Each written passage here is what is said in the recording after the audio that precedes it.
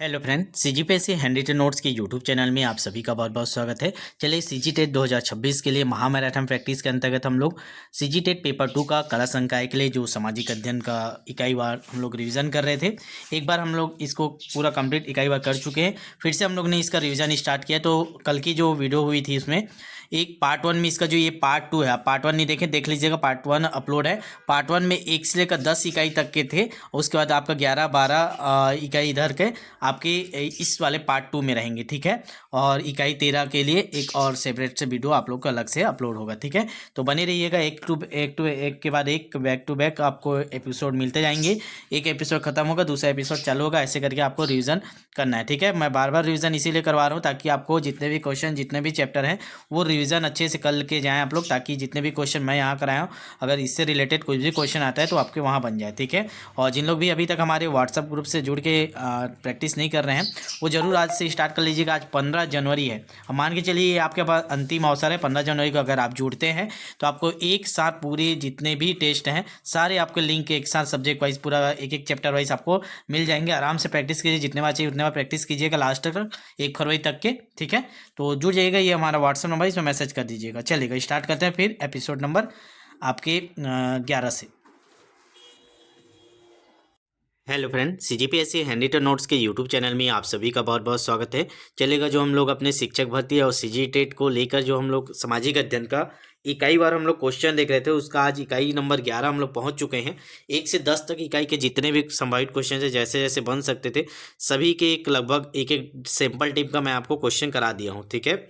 और आज हम लोग इकाई 11 को लेकर चलेंगे। आप लोग सिलेबस देखे होंगे तो उसमें आप देखेंगे कि इकाई 11 में आपका क्षत्रिय का भूगोल एवं संसाधन टॉपिक दिया हुआ है, ठीक है। तो आज इसके जितने प्रकार के क्वेश्चन बन सकते हैं आपको वो कराऊंगा मैं अभी, ताकि आपको एक ओवरव्यू मिल जाए कि आपको प्रैक्टिस कैसे किन किन क्वेश्चनों का करना है और कैसे आपको थ्योरी पढ़ना है, ठीक है। इस चैप्टर के लिए कितने नंबर का आता है ये चैप्टर आप लोग ने देखा होगा, सिलेबस के बगल में लिखा होता है। सीजी टेट में स्पेशली डिस्क्राइब कर दिया कितने कितने नंबर का आता है करके। तो चलिएगा, 9 PM हो चुका है, आगे बढ़ेंगे क्लास के लिए। एक बार शेयर कर दीजिए, बाकी लोग जुड़ जाएँ। और जिन लोग भी यूट्यूब में देख रहे हैं, आज पहली बार देख रहे हैं, तो आप लोग सब्सक्राइब कर लीजिएगा चैनल को, ताकि सारे क्लासेस आपको मिले। और प्लेलिस्ट में जाके देखेंगे, पूरे क्लासेस आपको अपलोड मिलेंगे, ठीक है। और पूरा सीजी टेट का शिक्षा भर्ती पूरा कंप्लीट तैयारी करना चाह रहे हैं, एक एक चैप्टर वाइज, जैसे यहाँ कुछ कुछ क्वेश्चन मैं करा रहा हूँ, 20-25 क्वेश्चन, 40 क्वेश्चन। तो ऐसे आप चाह रहे हैं कि पूरे सिलेबस के जितने संभावित क्वेश्चन हैं क्षत्रिय लेवल पे, उन सभी को प्रैक्टिस करना, तो ये नंबर पर मैसेज कर दीजिएगा, व्हाट्सअप के थ्रू हम लोग कराते हैं। नंबर नोट करेंगे 75 83 86 44 61, ठीक है। और जिन लोग भी सीजी टेट वाले हैं तो उन लोग जरूर जुड़िएगा, बहुत पर्याप्त समय है अभी उतना में प्रैक्टिस के लिए, ठीक है। तो प्रैक्टिस हो जाएगा पूरा कंप्लीट सिलेबस का। तो ये मत सोचिएगा कि अब लेट हो चुके हैं, ज़्यादा दिन बचे नहीं है, 20 दिन बचा है करके। 20 दिन ही मेन है, इसी 20 दिन में आपको पूरा कंप्लीट प्रैक्टिस हम आपको करा देंगे, ठीक है। चलेगा स्टार्ट करते हैं। सबसे पहले हम लोग एक बार सिलेबस को आपको दिखा देता हूँ। ये आप जाएंगे सामाजिक अध्ययन का, चाहे आप देखिए आप सहायक शिक्षक की भी तैयारी कर रहे हैं तो भी आपको ये क्लास देखना पड़ेगा, क्योंकि आपको सामान्य ज्ञान में छत्तीसगढ़ का भूगोल आपको पढ़ना पड़ेगा। वर्ग 2 वाले आप सामाजिक अध्ययन में आपको पढ़ना ही पड़ेगा छत्तीसगढ़ भूगोल। अगर जैसे सब्जेक्टिव वाला हो जाएगा तो भी आपको सामान्य ज्ञान आपके में रहेगा, उसमें आपको ये देगा टॉपिक, ठीक है। हटने वाला नहीं है कुछ भी चीज़ें, नंबर अंक इधर इधर होंगे, किसी को पोर्शन को बढ़ाया जाएगा, किसी को कम किया जाएगा, तो हम लोग आगे उसको कवर भी कर लेंगे। और बाकी सीजी टेट वाले सामाजिक अध्ययन वाले आपको तो पढ़ना ही इकाई 11 में छत्तीसगढ़ का भूगोल, संसाधन, भौतिक प्रदेश, जलवायु, मिट्टी, जल स्रोत, जल संरक्षण, वन्य जीव, कृषि, खनिज, ऊर्जा संसाधन, परिवहन, उद्योग, इतने टॉपिक आपके दिए हुए हैं, ठीक है। तो चलिए देखते हैं किस प्रकार के क्वेश्चन इसमें बन सकते हैं, कैसे क्वेश्चन पूछे जाते हैं। चलिए इकाई 11 स्टार्ट करें। लाइव चैट ऑन कर लीजिएगा, इसमें आंसर देते जाइएगा। क्वेश्चन नंबर ध्यान मत दीजिएगा, क्योंकि ये जो अभी क्वेश्चन मैं आपको करा रहा हूँ हमारे 2023 में प्रैक्टिस से बनाए थे, उसमें से क्वेश्चन उठाए हैं। तो उसमें क्या बहुत सारे क्वेश्चन थे, तो उसको एक फिल्टर कर दिया, क्योंकि अभी सीजी टेट वालों के पास कम समय है, तो उसमें जो ज़्यादा इंपॉर्टेंट नहीं तो उसको और फिल्टर करके मैं आपके सामने लेके आऊँ। तो क्वेश्चन नंबर अलग अलग आपको बीच बीच का दिखेगा, ठीक है। चलिए यहाँ क्वेश्चन नंबर 2 है, छत्तीसगढ़ के आकांक्षी जिलों में शामिल जिला कौन सा। इसमें से आकांक्षी जिला आप सभी पता है छत्तीसगढ़ में, तो उसमें से इन चारों में से कौन सा जिला आकांक्षी जिला में शामिल है। ऑप्शन है बालोद, बेमेतरा, महासमुंद, दुर्ग। अब आपको आंसर कैसे देना है, तो लाइव चैट में जाइएगा, चाहे क्वेश्चन कोई सा नंबर है, यहाँ पर जो लिखा है दूसरा क्वेश्चन, तो 2 का C, ऐसे करके आपको आंसर देना पड़ेगा, ठीक है। तो चलिएगा इसका आंसर क्या हो जाएगा, ऑप्शन नंबर C ही होगा। छत्तीसगढ़ आकांक्षी जिलों में शामिल किया गया महासमुंद को, तो हमारा आंसर हो जाएगा ऑप्शन नंबर C। तो ऐसे आप लोग लिखेंगे 2 का C, इसी प्रकार आप लोग आंसर देते जाइएगा लाइव चैट में। चलेगा अगला क्वेश्चन, क्वेश्चन नंबर 5वां है, निम्नलिखित में से किस जिले का मुख्यालय कर्क रेखा के अत्यंत नजदीक है? तो कौन सा जिला है जो कर्क रेखा के एकदम नजदीक में छत्तीसगढ़ का ऐसा जिला? ऑप्शन है कोरिया, सरगुजा, बलरामपुर, रायगढ़। चलिए जल्दी से बताएंगे छत्तीसगढ़ का ऐसा कौन सा जिला है जो कर्क रेखा के अत्यंत नजदीक है? तो ऑप्शन नंबर क्या हो जाएगा? ए कोरिया जिला। ऑप्शन नंबर ए इसका सही आंसर है, 5 का हो जाएगा ए। चलिए अगले क्वेश्चन को बढ़ते हैं, जल्दी जल्दी करेंगे क्योंकि आज ज़्यादा क्वेश्चन लेके आप लोग का लगा था मैसेज आता था सर थोड़ा लंबा कराइए, थोड़ा ज़्यादा क्वेश्चन कवर करा दीजिए यूट्यूब में भी तो चलेगा। आज थोड़ा ज़्यादा क्वेश्चन तो जल्दी जल्दी करेंगे। क्वेश्चन नंबर 6वां है, छत्तीसगढ़ राज्य के सबसे उत्तर में अवस्थित तहसील कौन सा है? तो सबसे ऊपर छत्तीसगढ़ के ऊपर में कौन सा तहसील है? आप लोग छत्तीसगढ़ का नक्शा देखे होंगे, ठीक है, उसमें जो ऊपर में कौन सा है सबसे ऊपर टॉप में? वाड्रफनगर, रामानुजगंज, तातापानी, ठीक है, शंकरगढ़, या तारा गलती से लिखा है तो शंकरगढ़ ही है, ठीक है। चलिए बताइए छत्तीसगढ़ के सबसे उत्तर में स्थित तहसील पूछा है ना, ध्यान देंगे तहसील। तो सबसे ऊपर में कौन सा तहसील है? ऑप्शन नंबर बी इसका सही आंसर है, 6 का बी आ जाएगा, रामानुजगंज। याद रखेंगे छत्तीसगढ़ राज्य के सबसे उत्तर में रामानुजगंज तहसील स्थित है। चलिए अगला क्वेश्चन, क्वेश्चन नंबर 7वां, प्रदेश में दुल्हा दुल्ही पहाड़ किस जिले में स्थित है? नया क्वेश्चन है, ध्यान रखेंगे। दुल्हा दुल्ही पहाड़ रायगढ़, कांकेर, कोरबा, जसपुर। लाइव चैट में आप लोग आंसर दीजिएगा और लास्ट तक देखिएगा, एक भी कोई मिस मत करिएगा, बहुत इंपॉर्टेंट क्वेश्चन को फिल्टर करके आपके सामने लेके आए। चलिए बताते चलिए, जल्दी जल्दी आंसर करिएगा। प्रदेश में दूल्हा दुल्ही पहाड़ किस जिले में स्थित है? तो किस जिले में है? तो ये आपका कोरबा जिले में। याद रखेंगे ऑप्शन नंबर सी इसका सही आंसर है, 7 का सी। अब कहाँ पर है ये आप लोग थोड़ा सा गूगल करके ढूंढेंगे इसको, दूल्हा दुल्ही पहाड़ कोरबा जिले में है, ठीक है। चलिए आगे बढ़ते हैं।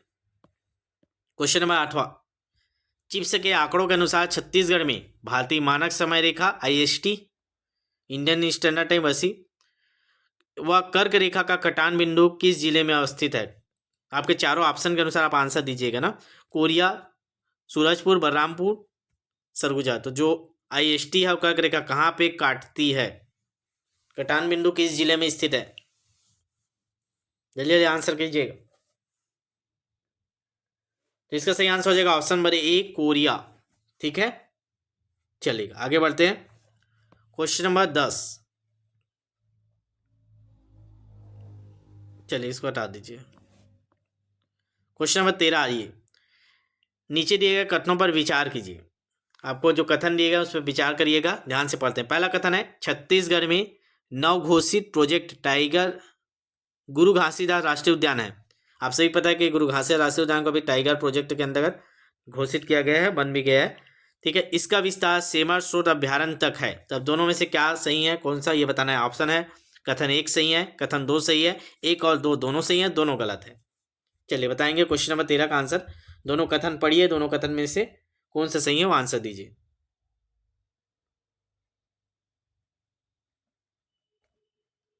तो ध्यान देंगे केवल एक सही है, दूसरा गलत है ना। पहला सही है, याद कर लीजिए, छत्तीसगढ़ में जो नवघोषित प्रोजेक्ट टाइगर गुरु घासीदास राष्ट्रीय उद्यान है, ठीक है। चलिए आगे बढ़ते हैं, अगला क्वेश्चन, क्वेश्चन नंबर 14, असत्य कथन है। आपको जो गलत कथन है सामने जो उसको बताना है। छत्तीसगढ़ का पेरिस राजनांदगांव सही है कि गलत बताइएगा। छत्तीसगढ़ का मॉरिशस बुका, छत्तीसगढ़ का चेरापूंजी अबूझमाड़, छत्तीसगढ़ का चित्तौड़गढ़ चतुरगढ़। तो इसमें से एक गलत है, 3 सही है, तो कौन सा वाला गलत है ये बताइए।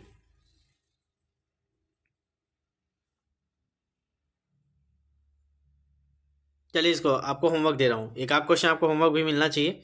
ये अच्छा क्वेश्चन, आप लोग इसको ढूंढ के बताइएगा, ठीक है। छत्तीसगढ़ पेरिस कौन सा ये बताइएगा, नीचे कमेंट करिएगा, चारों लाइन आपका होना चाहिए लास्ट में। स्क्रीनशॉट ले लीजिए, पहले इसको स्क्रीनशॉट लीजिए, ले लिए। अब इसको आप लोग नीचे में कमेंट करके लास्ट कमेंट बॉक्स में बताइएगा, बाद में क्लास के बाद। छत्तीसगढ़ पेरिस कौन सा है, छत्तीसगढ़ मॉरिशस कौन सा है, छत्तीसगढ़ चेरापूंजी कौन सा है, छत्तीसगढ़ चित्तौड़गढ़ कौन सा है, ठीक है। ये चारों का आप लोग कमेंट में आंसर दीजिएगा, ठीक है। चलिए क्वेश्चन नंबर 15, उसका आंसर मैं नहीं बताऊँ ना, आप लोग बताएंगे। चलिए क्वेश्चन नंबर 15 देखते हैं। नीचे दिए गए कथनों पर विचार कीजिए। छत्तीसगढ़ के गोंडवाना कल्प चट्टानों से कोयला का उत्खनन होता है, पहला कथन। दूसरा कथन बोलता है छत्तीसगढ़ के कोयला खानों से ही हीरा भी प्राप्त होता है। तो आपको बताना है दोनों कथनों के बारे में। चलिए ऑप्शन देख लीजिए, कौन सा सही है बताइए, पहला सही है, दूसरा सही है कि दोनों सही है। क्वेश्चन नंबर 15 का आंसर करिए। तो देखिए इसमें ऑप्शन नंबर ए आएगा, 15 का ए, केवल एक सही है भाई। छत्तीसगढ़ में गोंडवाना जो चट्टान है उसी से ही कोयला निकलता है, गोंडवाना से आपका हीरा नहीं निकलता जहां से कोयला निकलता है। हमारा कथन 2 गलत है, कथन 1 सही है हमारा, ठीक है। चलिएगा आगे बढ़ते हैं अगला क्वेश्चन की ओर। क्वेश्चन नंबर 16 आपकी स्क्रीन पे दिखाई दे रहा है। छत्तीसगढ़ में निम्नलिखित में से कौन से क्रम की चट्टानें नहीं पाई जाती? विंध्यान क्रम की चट्टानें, धारवाड़ क्रम की, कडप्पा की, क्वाटनरी की। एक तो इसमें का नहीं पाया जाता, बताइए। जितने लोग भी यूट्यूब में देख रहे हैं, एक बार मैं नंबर आपको स्क्रीन पर लिखा देता हूँ, आप लोग नोट कर लीजिएगा। जिन लोग भी अभी हमारे व्हाट्सएप से नहीं जुड़े हैं, 75 83 86 44 61। जब भी आप ये वीडियो देख रहे हैं, तत्काल वीडियो क्लास देखने के बाद आप इसमें व्हाट्सएप मैसेज कर दीजिएगा। चाहे आप सहायक शिक्षक की तैयारी करें, चाहे आप शिक्षक की तैयारी करें, चाहे आप सीजीटेट पेपर 1 की, पेपर 2 की, सारे जो प्रैक्टिस बैच हैं हमारे चल रहे हैं। आप आज से जुड़ेंगे तो जब तक पेपर नहीं होगा तब तक क्लियर रहता है, पूरा सिलेबस हम आपको कराते हैं, ठीक है। तो सीजीटेट वाले भी देख रहे होंगे आज की डेट में, तो तत्काल ज्वाइन कर लीजिएगा, मत मिस करिएगा, ठीक है। 2-4 नंबर से चुक गए तो बहुत पछताना पड़ता है। 2-4 नंबर भी बेनिफिट मिल गया आपको जुड़ने से, तो आपके लिए बहुत बेनिफिट होगा, ठीक है। चलिए जल्दी से बताइए इसका आंसर, क्वेश्चन नंबर 16। तो आप सभी को पता है ऑप्शन नंबर डी आएगा इसका। क्वाटनरी क्रम की जो चट्टानें हमारे छत्तीसगढ़ नहीं पाई जाती, बाकी विंध्यान क्रम की चट्टानें हैं, धारवाड़ क्रम की चट्टानें हैं, कडप्पा क्रम की, ये तीनों चट्टानें हमारे यहाँ पाई जाती है। बस आपका ऑप्शन नंबर डी जो क्वाटनरी है ये हमारे यहाँ नहीं पाया जाता, ठीक है। चलिए आगे बढ़ते हैं। क्वेश्चन नंबर 17, छत्तीसगढ़ की निम्नलिखित में से कौन सा क्षेत्र सर्वाधिक पुरातन शैली से निर्मित है? सर्वाधिक पुरातन मतलब बहुत लंबे समय से पुरातन जमाने से वो स्थान स्थित है, वो बताना है आपको। गरियाबंद का देवभोग, दंतेवाड़ा का बैला डीला, बीजापुर का मैदान, कांकेर का केसकाल। तो ऐसा कौन सा स्थान है जो बहुत सर्वाधिक पुराने समय से निर्मित है? देखिए मैं आपको जितने भी क्वेश्चन करा रहा हूँ वो आपके लेवल को ध्यान रख के करा रहा हूँ। छत्तीसगढ़ शिक्षक भर्ती लेवल पे, सीजीटेट लेवल पे, ठीक है। पीएससी लेवल के क्वेश्चन आप मत करिएगा, नहीं तो फालतू समय की बर्बादी बस होगा आपके पास, ठीक है। क्योंकि अभी काम की चीज़ें पढ़ने का इंपॉर्टेंट, क्योंकि अभी समय ही ज़्यादा इंपॉर्टेंट है, ठीक है। चलिएगा जल्दी से बताएंगे, छत्तीसगढ़ निम्नलिखित में से कौन सा क्षेत्र सर्वाधिक पुरातन शैलों से निर्मित है? क्वेश्चन नंबर 17 का आंसर करेंगे, क्या हो जाएगा? ऑप्शन नंबर 20 का सही आंसर है दंतेवाड़ा का बैला डीला। तो छत्तीसगढ़ में दंतेवाड़ा का बैला डीला क्षेत्र सर्वाधिक पुरातन शैलों से निर्मित है, ठीक है जी। चलिएगा आगे बढ़ेंगे। क्वेश्चन नंबर 18, छत्तीसगढ़ राज्य में डोलोमाइट की प्राप्ति किस क्रम की चट्टानों से होती है? तो आपको बताना है छत्तीसगढ़ में डोलोमाइट की जो प्राप्ति है वो किस क्रम की चट्टानों से डोलोमाइट निकलता है? विंध्यान क्रम से, कडप्पा से, गोंडवाना से, आर्कियन से। तो बताइए किससे डोलोमाइट हमें प्राप्त होता है? जल्दी जल्दी करेंगे और आंसर देते जाएंगे, ठीक है। लंबा आज की क्लास थोड़ा रहेगी, आप लोग जल्दी जल्दी आंसर दीजिए तो जल्दी जल्दी क्वेश्चन कवर होगा।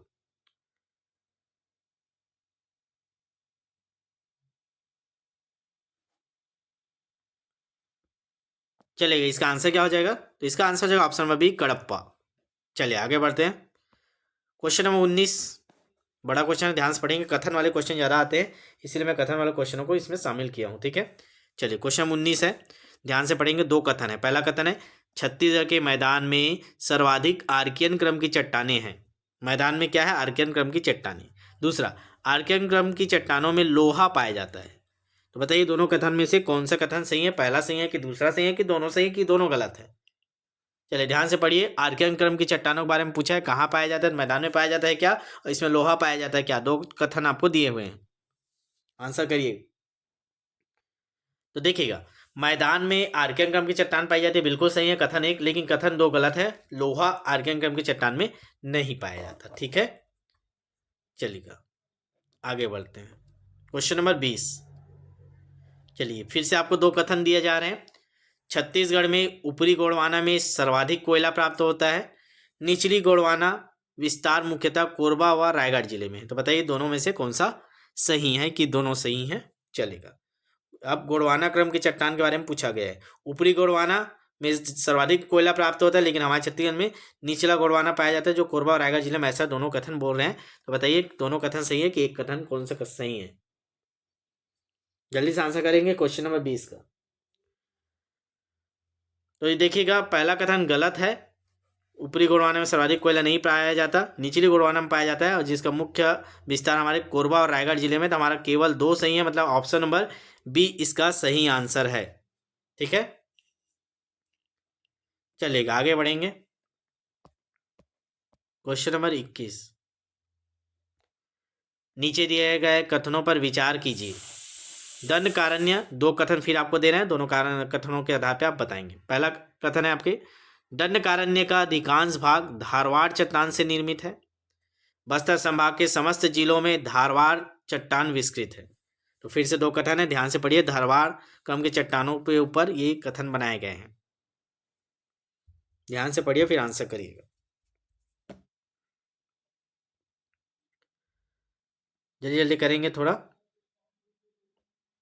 धारवाड़ क्रम के चट्टान के बारे में क्वेश्चन है, तो इसका सही आंसर हो जाएगा, दोनों कथन गलत है। दंड का अधिकांश भाग धारवाड़ से नहीं बना है। ठीक है, वहाँ बस्तर संभाग समस्त जिलों में धारवाड़ क्रम की चट्टान विकसित है। ये दोनों कथनों को गलत लिया गया है। इसका आंसर हो जाएगा ऑप्शन नंबर डी। डिटेल आप थ्योरी पढ़ेंगे तो आपको ज़्यादा समझ में आएगा। अभी क्वेश्चन करें, जल्दी जल्दी आगे बढ़ रहे हैं। सोना खान सीरीज संबंधित है कडप्पा से, धारवाड़ से, गोंडवाना से, आरकियन से। चलिए बताएंगे, सोना खान सीरीज किससे संबंधित है। सोना खान मतलब बलौदाबाजार जिला में क्या पाया जाता है, ये पूछा जा रहा है क्वेश्चन। किस क्रम की चट्टानें पाई जाती है। चलिए जल्दी जल्दी आंसर करेंगे। क्वेश्चन नंबर 22, तो इसका सही आंसर हो जाएगा, चलिए आप लोग एक बार आंसर करिए इसका। चलिए इसका आंसर देंगे। देखिए बहुत लोग अभी इसमें कन्फ्यूजन रहेंगे। बहुत लोग बोलेंगे सर वहाँ तो सीमेंट फैक्ट्री ज़्यादा है तो कडप्पा आ जाएगा, लेकिन नहीं, वहाँ सोना खान सीरीज है वो धारवाड़ क्रम की चट्टानों से संबंधित। ऑप्शन नंबर बी इसका सही आंसर है, ध्यान रखेंगे 22 का बी आएगा। ठीक है, चलिए आगे बढ़ते हैं। क्वेश्चन नंबर 23 आपके स्क्रीन पे है, पढ़ेंगे। 2 कथन फिर आपको दिए गए हैं, दोनों कथन के बारे में आप बताइएगा। पहला कथन है, गोंडवाना क्रम की चट्टान के 3 सीरीज होते हैं। दूसरा कथन है, छत्तीसगढ़ में इसके तीनों सीरीज पाए जाते हैं। चलिए बताइए कौन सा कथन सही है। क्वेश्चन नंबर 23 का आंसर आप लोग करिए, जल्दी जल्दी करेंगे थोड़ा। इसका सही आंसर क्या हो जाएगा, ऑप्शन नंबर ए आएगा। कथन 1 सही है, कथन 2 गलत है। ठीक है, तो हमारा ऑप्शन नंबर ए इसका सही आंसर है, कथन 1 बस हमारा सही है। गोंडवाना क्रम की चट्टानें 3 सीरीज पाई जाती है, लेकिन छत्तीसगढ़ तीनों सीरीज नहीं पाया जाता। ठीक है, चलिएगा आगे बढ़ते हैं। ए आएगा इसका ना 23 का। अगला क्वेश्चन, छत्तीसगढ़ में निम्नलिखित में से किस प्रकार की मिट्टी सर्वाधिक मात्रा में पाई जाती है। मटासी मिट्टी, डोरसा मिट्टी, कन्हार मिट्टी, टिकरा मिट्टी। कोशिश किया हूँ सभी चैप्टर के कुछ कुछ क्वेश्चन उठा के आपको सामने करा दूँ, ताकि आपको एक ओवरव्यू पता चले। और आप लोग ऐसे ही पूरे 150 नंबरों का जो आपका सिलेबस है, पूरे 60 नंबर के सामाजिक अध्ययन प्लस बाकी बाल विकास, इंग्लिश, सारे सब्जेक्ट के पूरे चैप्टर वाइज आपको क्वेश्चन सॉल्व करना है। तो आपको बस क्या करना है, बस व्हाट्सएप में मैसेज करना है। ये हमारा व्हाट्सअप नंबर, इसमें मैसेज करिएगा। प्रैक्टिस बैच से जुड़ना है करके, वहाँ आपको प्रैक्टिस बैच की डिटेल भेजेंगे, आप जुड़ जाइएगा। नाम मात्र की फीस रखा गया, केवल टाइपिंग शुल्क आपसे लिया जाता है, वो आप सभी लोग अफोर्ड कर सकते हो। तो फीस वाली ऐसी कोई बात नहीं है कि ज़्यादा फीस रहता है ऐसा वाला। ठीक है, तो जो टाइपिंग शुल्क है वही आपको देना है, पूरा प्रैक्टिस करना है। चलेगा, इसका आंसर करिए। छत्तीसगढ़ में निम्नलिखित में से किस प्रकार की मिट्टी सर्वाधिक मात्रा में पाई जाती है। क्वेश्चन नंबर 24 का आंसर करिएंगे जल्दी से। इसका सही आंसर हो जाएगा ऑप्शन नंबर ए, मटासी मिट्टी। छत्तीसगढ़ में मटासी मिट्टी सर्वाधिक मात्रा में पाई जाती है, तो ऑप्शन नंबर ए इसका सही आंसर होगा। ठीक है जी, चलिएगा आगे बढ़े। समझ में आ रहा है आप लोग को। चलिएगा अगला क्वेश्चन है, क्वेश्चन नंबर 25। छत्तीसगढ़ में भर्री मिट्टी किस प्रकार की फसल के लिए उपयुक्त मानी जाती है। भर्री मिट्टी की बात किया है, भर्री धान के लिए, गन्ना के लिए, तिलहन के लिए, दलहन के लिए। चलिए बताएंगे भर्री मिट्टी किस फसल के लिए उपयुक्त मानी जाती है। क्वेश्चन नंबर 25 किसके लिए, ऑप्शन नंबर डी इसका सही आंसर है। भर्री मिट्टी दलहन के लिए उपयुक्त मानी जाती है। तो याद रखिएगा, छत्तीसगढ़ में भर्री मिट्टी दलहन की फसल के लिए उपयुक्त मानी जाती है। ऑप्शन नंबर डी इसका सही आंसर है। चलिए आगे बढ़ते हैं। आज जल्दी जल्दी क्वेश्चन कवर कर रहे हैं ना हम लोग। क्वेश्चन नंबर 26, ऐसी खेत जिसमें कई वर्षों से खेती नहीं की जा रही हो उसे क्या कहते हैं। बताइएगा छत्तीसगढ़ी भाषा में क्या कहा जाता है, ऐसा खेत जिसमें कई साल से खेती नहीं हुई है। ऑप्शन है आपके, ऑप्शन ए है परिया, ऑप्शन बी है घुरुआ, ऑप्शन सी है धरसा, ऑप्शन डी है माई खेत। चलिए बताएंगे। तो ऐसे खेत रहते हैं जिससे कई वर्षों से खेती नहीं करते, वो पड़ा रहता है वैसे खाली, उसको क्या बोला जाता है छत्तीसगढ़ी में, आपको बताना है। बिल्कुल सही जवाब। 26 का क्या आ जाएगा, ए आएगा परिया। ठीक है, तो ऐसी खेत जिसमें कई वर्षों से खेती नहीं की जा रही हो उसे परिया कहा जाता है। चलिएगा आगे बढ़ते हैं, अगला क्वेश्चन, क्वेश्चन नंबर 27। छत्तीसगढ़ के किस भौतिक विभाग में सामान्यतः अधिक तापमान पाया जाता है? सबसे ज्यादा टेम्परेचर कहाँ पाया जाता है? पूर्वी बुंदेलखंड का पठार, जसपुर का सामरी पाट, छत्तीसगढ़ का मैदान, दंडकारण्य का पठार। चारों ऑप्शन आपके सामने है, बताइए इसमें से कहाँ पे सबसे ज्यादा तापमान गर्मी पाया जाता है? आप सभी को पता है सबसे ज्यादा गर्मी कहाँ पाया जाता है, हमारे मैदानी क्षेत्रों में। तो ऑप्शन नंबर सी इसका सही आंसर होगा। छत्तीसगढ़ के मैदान में सामान्यतः अधिक तापमान पाया जाता है। ऑप्शन नंबर सी इसका सही आंसर है, तो 27 का हो जाएगा सी। चलिए अगला क्वेश्चन, क्वेश्चन नंबर 28। परपटिया नामक पर्यटन स्थल किस जिले में स्थित है? नया क्वेश्चन है, ध्यान रखेंगे। परपटिया, परपटिया किस जिले में बताइए? रायगढ़ में, कोरबा में, जसपुर में, सरगुजा में। ये पर्यटन स्थल है ना घूमने के लिए। परपटिया कहाँ है जी? ऑप्शन नंबर डी सरगुजा में है, याद रखेंगे। परपटिया नामक पर्यटन स्थल सरगुजा जिले में है। ठीक है, चलिए अगला क्वेश्चन, क्वेश्चन नंबर 29। फूलों के लिए प्रसिद्ध पाट कौन सा है? तो फूल किस पाट में पाया जाता है? लोरो घाट, मैन पाट, जसपुर पाट, जारंग पाट। तो कहाँ पे फूलों के लिए प्रसिद्ध है? चलिए बताएंगे, चारों ऑप्शन आपके स्क्रीन पे है। क्वेश्चन नंबर 29 का आंसर करिए। ऑप्शन नंबर ए आएगा लोरो घाट, याद रखेंगे। फूलों की घाटी भी बोला जाता है इसको, लोरो घाट। ये फूलों के लिए प्रसिद्ध है। ठीक है, चलिए आगे बढ़ते हैं, अगला क्वेश्चन, क्वेश्चन नंबर 30। छत्तीसगढ़ में सुमेलित नहीं है, जो गलत है वो बताइएगा। मड़वा जलप्रपात बस्तर में, मड़वा ताप विद्युत गृह जांजगीर चांपा में, मड़वा महल कवर्धा में, मड़वा रानी मंदिर चंदरपुर में। चलिए कौन सा इसमें का सही नहीं है आपको बताना है। क्वेश्चन नंबर 30, देखिए मड़वा जलप्रपात बस्तर में है, ठीक है। मड़वा ताप विद्युत गृह जांजगीर चांपा में, ये भी सही है। मड़वा महल कवर्धा में, ये भी सही, लेकिन मड़वा रानी मंदिर कोरबा जिले में आता है ना, आपका चांपा के पास है ये मड़वा रानी। ठीक है, मड़वा रानी जांजगीर और चांपा दोनों के बीच में है। मड़वा रानी रेलवे स्टेशन भी है, चांपा से कोरबा के लिए जहाँ ट्रेन कटता है वहाँ मड़वा रानी है। ठीक है, तो ये गलत है, हमारा ऑप्शन नंबर डी इसका आ जाएगा, ये गलत है। चंदरपुर में नहीं, चंदरपुर में चंद्रहासिनी देवी का मंदिर है। ठीक है, तो हमारा तीनों याद कर लीजिए। मड़वा जलप्रपात बस्तर में है, मड़वा ताप विद्युत गृह जांजगीर चांपा में, मड़वा महल आपके कवर्धा में है। चलिए आगे बढ़ते हैं, अगला क्वेश्चन, क्वेश्चन नंबर 31। मौर्यकालीन गुफा के लिए प्रसिद्ध स्थल, तो कौन सा ऐसा गुफा है जो मौर्यकालीन है? देवगढ़ की पहाड़ी, सीतालेखनी की पहाड़ी, रामगढ़ की पहाड़ी, मैन पाट की पहाड़ी। तो आपको बताना है इन चारों में से कौन सा मौर्यकालीन गुफा के लिए प्रसिद्ध है। किस पहाड़ में गुफा है जो मौर्य काल का गुफा है? जल्दी बताएंगे फटाफट। इसका सही आंसर हो जाएगा ऑप्शन नंबर सी, रामगढ़ की पहाड़ी, सरगुजा जिले में है जो। ठीक है, सीता बेंगरा लक्ष्मण बेंगरा वाला जो है ये वो इसी गुफा की बात है, मौर्यकालीन ये गुफा है। कालिदास ने जहाँ मेघदूत की रचना की थी वही वाला ये रामगढ़ है। ठीक है, ऑप्शन नंबर सी इसका सही आंसर है, मौर्यकालीन गुफा रामगढ़ की पहाड़ी। चलिए आगे बढ़ते हैं, क्वेश्चन नंबर 32। महानदी बेसिन के कितने प्रतिशत भाग में कडप्पा क्रम की चट्टानें पाई जाती है? जो मैदानी की बात कर रहे हैं, मैदानी इलाका में कितने परसेंट में कडप्पा क्रम की चट्टानें पाई जाती है? 40% में, 50% में, 60% में, 70%? जो मैदानी बस इलाका नहीं, पूरे छत्तीसगढ़ की बात नहीं कर रहा है, पूरा छत्तीसगढ़ बहुत बड़ा है उसमें का नहीं, जो मैदानी इलाका है उसमें से कितने परसेंट में कडप्पा क्रम की चट्टानें पाई जाती है ये पूछ रहा है। कडप्पा क्रम मतलब चूना पत्थर। चलिए बताएंगे, इसका सही आंसर 70%, ऑप्शन नंबर डी इसका सही आंसर है। महानदी बेसिन के 70% भाग में कडप्पा क्रम की चट्टानें पाई जाती हैं। ठीक है, चलिए क्वेश्चन नंबर 33। सिंघनपुर की गुफा निम्नलिखित में से किस पहाड़ी में स्थित है?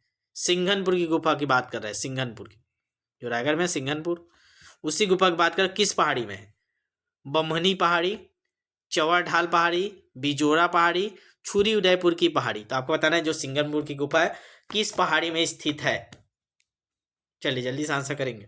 क्वेश्चन नंबर 33, आपको इतना पता है सिंगनपुर की गुफा कहाँ है, तो रायगढ़ जिले में। अब देखिए रायगढ़ के आसपास कौन सा पहाड़ी है, तो इसमें सही आंसर ऑप्शन नंबर बी, चौवा ढाल। जो छोटा छोटा पहाड़ी होता है एक साथ बहुत सारे, उसी बोला जाता है चौवा ढाल। ठीक है, तो चौवा ढाल की जो पहाड़ी है उसी में सिंगनपुर की गुफा बना हुआ, तो ऑप्शन नंबर बी इसका सही आंसर हो जाएगा।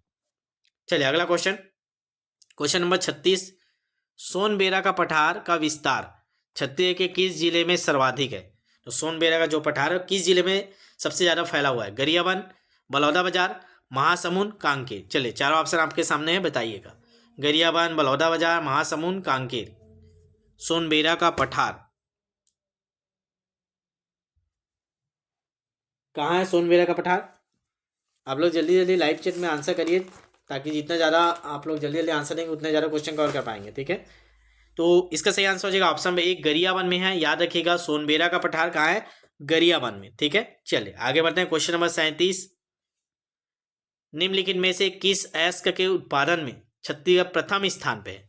तो ऐसा कौन सा अयस्क है जो पूरे भारत में छत्तीसगढ़ सबसे ज्यादा उत्पादन करता है। ऑप्शन है आपके टीन अयस्क, कोयला, डोलोमाइट, एलेक्जेंड्राइट, लौह अयस्क। तो आपको बताना है इनमें से कौन कौन का उत्पादन भारत प्रथम स्थान पे है, मतलब भारत में छत्तीसगढ़ प्रथम स्थान पे है।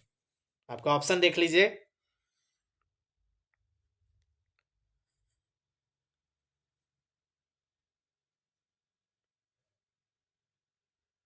तो चलिएगा इसका आंसर डी है, टीन अयस्क के उत्पादन में तो है ही पहले स्थान पे, साथ ही साथ कोयला उत्पादन में डोलोमाइट और एलेक्जेंड्राइट। ठीक है, इसको थोड़ा सा स्टार लगा कर रखिएगा क्वेश्चन में। ठीक है, क्योंकि टीन अयस्क में है ये 100% है, इनका भी क्रम वर्तमान में देखना पड़ेगा। ठीक है, चलेगा, तीन है ये आप लोग याद रखें, टीन अयस्क में केवल छत्तीसगढ़ में ही उत्पादन होता है। अगला देखते हैं क्वेश्चन नंबर 38, क्वेश्चन नंबर 38 है, छत्तीसगढ़ के किस जिले में मेढकी नदी का प्रवाह है। मेढकी नदी नया आपको नाम मिल रहा है, मेढकी, नए नए चीजें अभी आ रही क्वेश्चन। मेढकी नदी का प्रवाह है किस जिले में, कांकेर में, कोंडागांव में, नारायणपुर में, बीजापुर में। चलिए बताइए मेढकी नदी कहाँ है।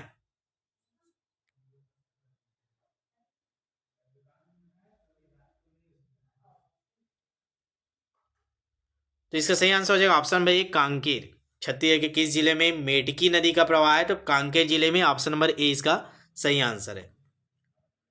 चलिए question number 39, Bhilai steel plant को लौह अयस्क की पूर्ति करने वाले पल्ले माड़ी माइंस किस जिले में स्थित है।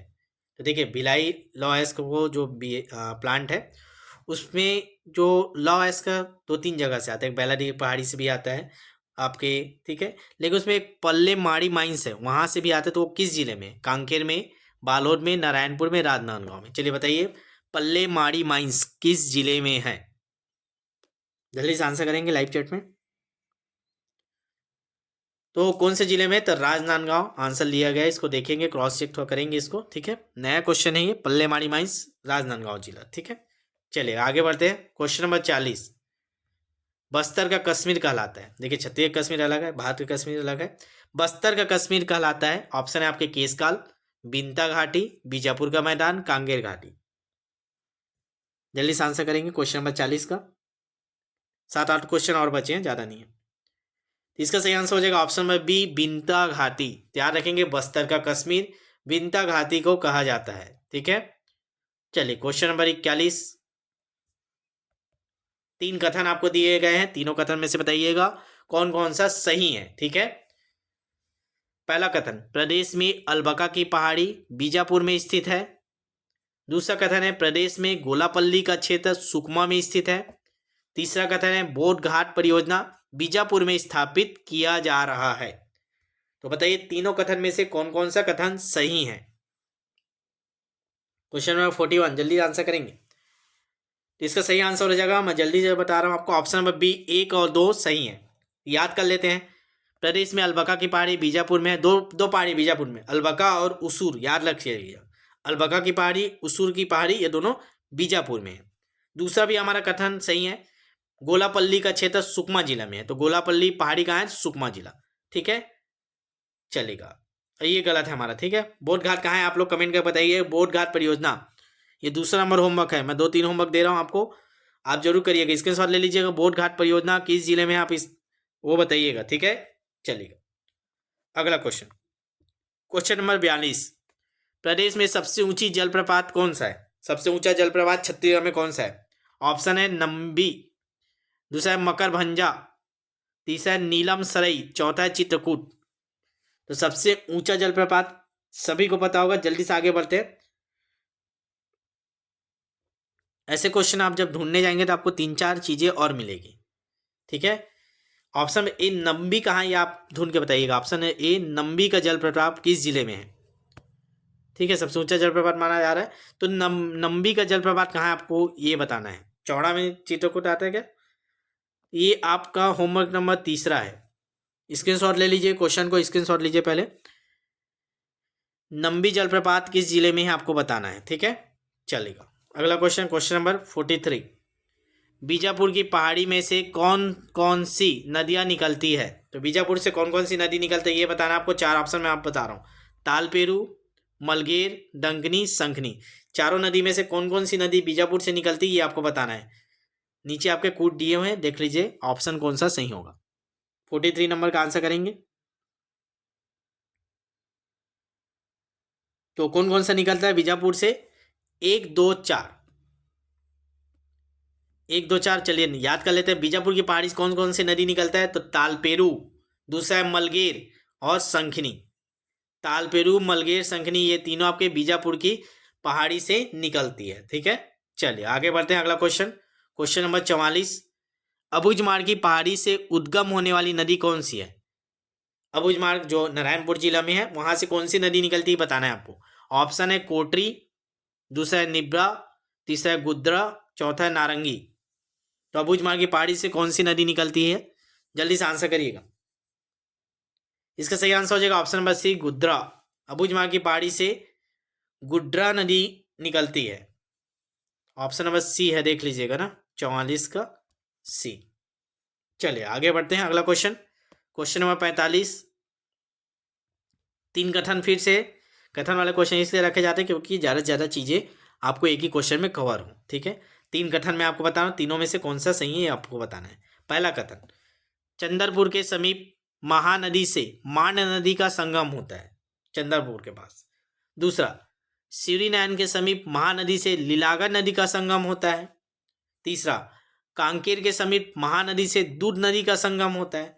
तो 3 ही संगम है छत्तीसगढ़ में, तीनों के बारे में पूछा है। तो कौन कौन से इसमें का सही है ये बताइए। तीनों सही नहीं है ना, ध्यान रखेंगे। तो इसका सही आंसर है 1 और 3।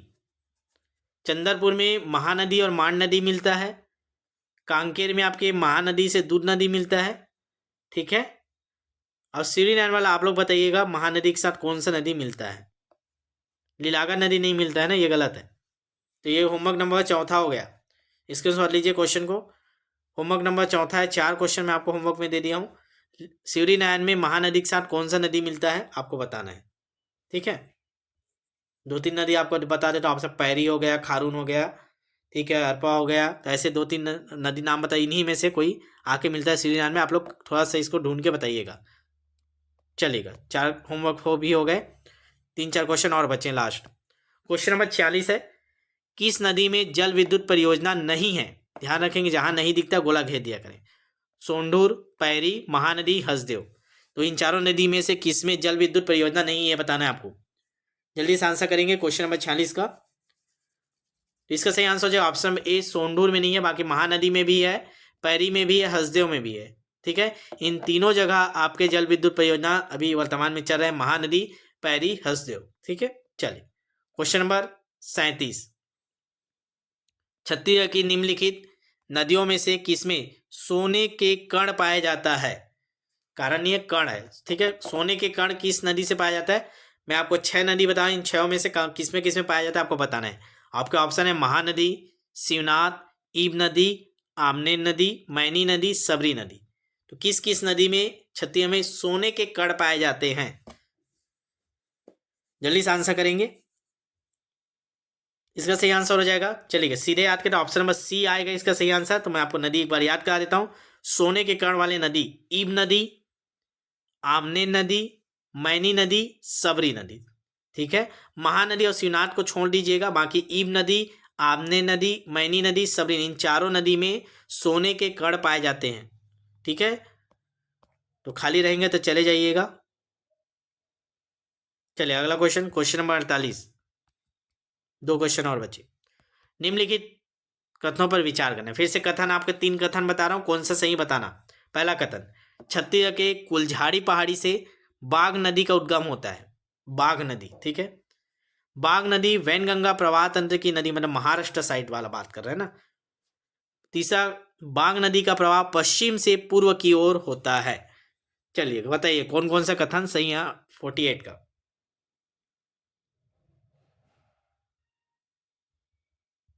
इसका सही आंसर हो जाएगा ऑप्शन नंबर सी, 1 और 2 सही है। क्या क्या सही है? पहला, छत्तीसगढ़ के कुलझाड़ी पहाड़ी से बाघ नदी उद्गम होता है, सही है। दूसरा सही है आपके, बाघ नदी वैनगंगा प्रवाह तंत्र की नदी है। ठीक, तीसरा गलत है क्योंकि ये पश्चिम से पूर्व की ओर नहीं जाता, पूर्व से पश्चिम को जाता है, महाराष्ट्र में ये प्रवेश करता है बाघ नदी। ठीक है, तो हमारा तीसरा गलत हो जाएगा, पहला और दूसरा कथन सही है। चलिए अगला क्वेश्चन, सेकेंड लास्ट क्वेश्चन है। क्वेश्चन नंबर 49, बैतल रानी घाट स्थित है कहाँ है बताइएगा। बैतल रानी, खैरागढ़, कवर्धा, बालोद, नारायणपुर। कहाँ है बैतल रानी? तो ऑप्शन नंबर 1 खैरागढ़ में है, याद रखिएगा। तो 49 को हो जाएगा 1 खैरागढ़। चलिए क्वेश्चन नंबर 50, टाऊ की फसल के लिए प्रसिद्ध क्षेत्र, बहुत इंपॉर्टेंट है, अभी खास कर ये ठंडे समय में ही दिखाई देता है, और इसमें जाके जितने लोग भी जाते हैं यहाँ घूमने, वो इसी खेत में जाके फोटो खिंचाने जाते हैं। ठीक है, घूमना एक तरफ, यहाँ फोटो खिंचाने एक तरफ रहेगा। टाऊ की फसल मोस्ट इंपॉर्टेंट है। टाऊ की फसल कहाँ है? आप लोग स्टेटस में देखते होंगे, अभी इसी का समय चल रहा है टाऊ का। आपके ऑप्शन है कोंडागांव, मैनपाट, दंतेवाड़ा, चिल्फी। तो कहाँ होता है टाऊ की फसल? ऑप्शन नंबर ए मैनपाट में। ठीक है, मैनपाट में आप लोग देखे होंगे खेत में फोटो खिंचाते हैं, तो जो फसल आपको दिखती है वो टाऊ की फसल है। ठीक है, लास्ट क्वेश्चन, एक और क्वेश्चन है, इसको और कर लेते हैं। 3 कथन आपको फिर से मैं बता रहा हूँ, कौन कौन सा कथन आपको सही है ये बताना है। पहला कथन है, छत्तीसगढ़ में अरहर, सोयाबीन, गन्ना रबी फसल के अंतर्गत आती है। दूसरा, छत्तीसगढ़ में धान खरीफ फसल के अंतर्गत आती है। तीसरा, प्रदेश का सबसे प्रमुख दलहन तिउरा है। बताइए तीनों में से कौन कौन सा सही है। लास्ट क्वेश्चन है, और जाते जाते आपको फिर से मैं बोलूंगा, जितने लोग भी अभी तक हमारे व्हाट्सएप ग्रुप से नहीं जुड़े हैं, प्रैक्टिस बैच से नहीं जुड़े हैं, तत्काल जुड़ जाइएगा। फीस का कोई दिक्कत नहीं है, नाम मात्र की फीस है। ठीक है, एक निर्धारित राशि हम लोग रखें टाइपिंग के लिए, वो आपको देना है। उसके बाद पूरा पूरा सिलेबस का एक एक टॉपिक, जैसे भैया हम लोग ने किया एक एक इकाई बार, और छोटे छोटे एक एक इकाई बार से और छोटे छोटे टॉपिक हम आपको उसमें करके कंप्लीट आपको टेस्ट सीरीज के माध्यम से कंप्लीट करा रहे हैं। ठीक है, एक साथ भी आपको अभी मिल जाएगा, जैसे आज डलेगा, आज रात को हिंदी का पेपर 2 में सीजी टेट में एक साथ जितने टेस्ट हैं 6-7 टेस्ट वो सारे डाल देंगे। ऐसे करके एक एक सब्जेक्ट वाइज हम लोग अब डेली इधर कंटिन्यू अपडेट कर देंगे, ताकि आप पेपर से पहले उसको बार बार प्रैक्टिस कर पाएंगे। ठीक है, चलिए जल्दी से आंसर बताएंगे इसका। छत्तीसगढ़ में अरहर, सोयाबीन, गन्ना रबी फसल के अंतर्गत आती है। चलिएगा सीधे आंसर पे आते हैं। देखिए कौन कौन सा सही है, केवल 2 सही है। ऑप्शन नंबर बी इसका सही आंसर है। ठीक है, छत्तीसगढ़ में धान फसल खरीफ फसल के अंतर्गत आती है, प्रमुख फसल तीव्रा नहीं है, ये गलत है। ठीक है, तो ऑप्शन नंबर बी इसका सही आंसर था। चलेगा, तो यहीं आज की क्लास को समाप्त करते हैं। चैनल को सब्सक्राइब कर लीजिएगा, जितने लोग भी अभी लास्ट तक देख रहे हैं, चैनल सब्सक्राइब होना चाहिए, ताकि आप लोग को जो भी क्लास अपलोड होंगे उसके नोटिफिकेशन आपको मिल जाएंगे। ठीक है, और व्हाट्सएप में जल्दी से मैसेज कर दीजिए, प्रैक्टिस बैच से जुड़ जाइएगा। और प्लेलिस्ट में जाके चेक कीजिएगा, बहुत सारे क्लासेस अपलोड हैं, देख लीजिएगा। और आपको 4 होमवर्क दिया हूँ, चारों होमवर्क को अभी आपको लिख के जाना है। ठीक है, कमेंट में जाइएगा और कमेंट बॉक्स में लिखे, लाइव चैट में नहीं, कमेंट में लिखिएगा। चारों होमवर्क को ढूंढ लीजिए, गूगल कर लीजिए, ऐसे भी कीजिए। चारों स्क्रीनशॉट लिए हैं, उसको देख के आंसर आप कमेंट बॉक्स में डाल के जाइएगा। ठीक है, और जाते जाते इसको अपने व्हाट्सअप स्टेटस में एक बार शेयर कर दीजिए क्लास को, ताकि ज़्यादा से ज़्यादा लोगों तक ये क्लास पहुँच पाए। और मिलते हैं, लास्ट एक इकाई और बचा है, इकाई नंबर 12, उसके भी क्वेश्चन कर लेंगे, फिर आपका सामाजिक अध्ययन वाला पूरा चैप्टर खत्म। वो शैक्षणिक वाला लास्ट वाली इकाई है, उसको मैं दे दिया हूँ क्वेश्चन छांट के, तो आपके बैच में करवा दिया जाएगा। ठीक है, चलिएगा, मिलते हैं नेक्स्ट वीडियो में, तब तक के लिए all the best. Hello friend, CGPSC हैंडी टू नोट्स के यूट्यूब चैनल में आप सभी का बहुत बहुत स्वागत है। चलिएगा, जो शिक्षक भर्ती और सीजी टेट के लिए हम लोग सामाजिक अध्ययन का इकाई वार चैप्टर कर रहे थे। आपको सभी चैप्टर के मैं कुछ क्वेश्चन आपको एक ओवरव्यू दे रहा था कि आपको किस टाइप के क्वेश्चन की तैयारी करना है करके। तो चलिएगा, आज हम लोग का इकाई 12 लेके हम लोग चल रहे हैं। सीजी टेट वाले विशेष ध्यान देंगे, आपका पेपर के लिए कुछ दिन बचे हुए हैं, तो आप इसको बहुत अच्छे से देखिएगा। और इसी प्रकार अगर आप पूरा 150 नंबरों का पूरे सिलेबसों का टॉपिक वाइज प्रैक्टिस हर सब्जेक्ट का करना चाह रहे हैं तो आप नीचे दिए ये व्हाट्सअप नंबर इसमें मैसेज करके तत्काल जुड़ जाइएगा, ताकि आपका प्रैक्टिस आज से ही शुरू हो जाए और पेपर से पहले आप सारे पूरे सिलेबस का प्रैक्टिस करके जाएँ। ठीक है, सामाजिक अध्ययन हम लोग स्टार्ट करें। इकाई 12 हम लोग देखेंगे। इकाई 12 में क्या है, तो छत्तीसगढ़ का इतिहास एवं संस्कृति वाला चैप्टर है। तो चलिए सीधे हम लोग क्वेश्चन पे चलेंगे। 9 PM हो चुका है, डेली कुछ ना कुछ क्लासेस अपलोड होते हैं, तो चैनल को सब्सक्राइब करके रखिएगा और जुड़ जाइएगा। ठीक है, चलिए पहला क्वेश्चन आपके स्क्रीन पे है, छत्तीसगढ़ इतिहास से रिलेटेड ये क्वेश्चन है। चलिए पढ़ेंगे। लाइव चैट ऑन कर लीजिएगा, लाइव चैट में आप लोग आंसर देते जाइएगा और सभी लोग आंसर दीजिएगा, लास्ट तक बने रहिएगा। आप लोग वीडियो देखते हैं लेकिन आंसर नहीं देते, आप लोग आंसर टाइप किया करें, तभी आपका जो आंसर हो आपको याद रहेगा। ठीक है, चलिए पहला क्वेश्चन पढ़ते हैं। होम रूल लीग योजना में रायपुर जिले का प्रतिनिधित्व तो किसने किया था? जो होम रूल लीग योजना या आंदोलन चला था उसमें रायपुर जिले से प्रतिनिधि किसने किया था, ये आपको बताना है। आपका ऑप्शन राय बहादुर ठक्कर, मूलचंद बागड़ी द्वारा, अंबिका प्रसाद वर्मा द्वारा। आपको बताना है, ऑप्शन है आपके कूटवन, केवल वन, 1 और 2, 1, 2, 3 और इनमें से कोई नहीं। आपको बताइए कि इन तीनों में से कौन था रायपुर जिले में प्रतिनिधि के रूप में होम रूल आंदोलन? चलिए जल्दी जल्दी आंसर देते जाएंगे। तो देखेंगे इसमें केवल एक है, ऑप्शन नंबर ए इसका सही आंसर है। याद रखिएगा, होम रूल लीग योजना या आंदोलन में रायपुर जिले के प्रतिनिधित्व तो किसने किया था? तो राय बहादुर ठक्कर द्वारा। ठीक है, ऑप्शन नंबर ए इसका सही आंसर है। चलिएगा अगला क्वेश्चन। क्वेश्चन बड़े बड़े हैं तो थोड़ा सा कूट वाले हैं, तो आपको थोड़ा ध्यान से पढ़ने की जरूरत है, ध्यान से पढ़ेंगे। चलेगा, निम्न में से सही नहीं है, ध्यान दीजिएगा, नहीं है पूछा है, जो गलत है वो आपको बताना है। 3 कूट आपको बता रहा हूँ, तीनों में से जो गलत है उसको आपको बताना है। पहला कूट है 1818 ईस्वी में रघुजी तृतीय को नागपुर का उत्तराधिकारी शासक बनाया गया। कूट नंबर दूसरा है छत्तीसगढ़ के प्रथम ब्रिटिश अधीक्षक कैप्टन ब्लंट को नियुक्त किया गया। तीसरा, एगेन्यू ने छत्तीसगढ़ की राजधानी रतनपुर से हटाकर रायपुर स्थानांतरण किया। तो इसमें से कौन सा गलत है ये आपको बताना, अच्छे से देख लीजिए, पढ़ लीजिए, उसका आंसर करिएगा।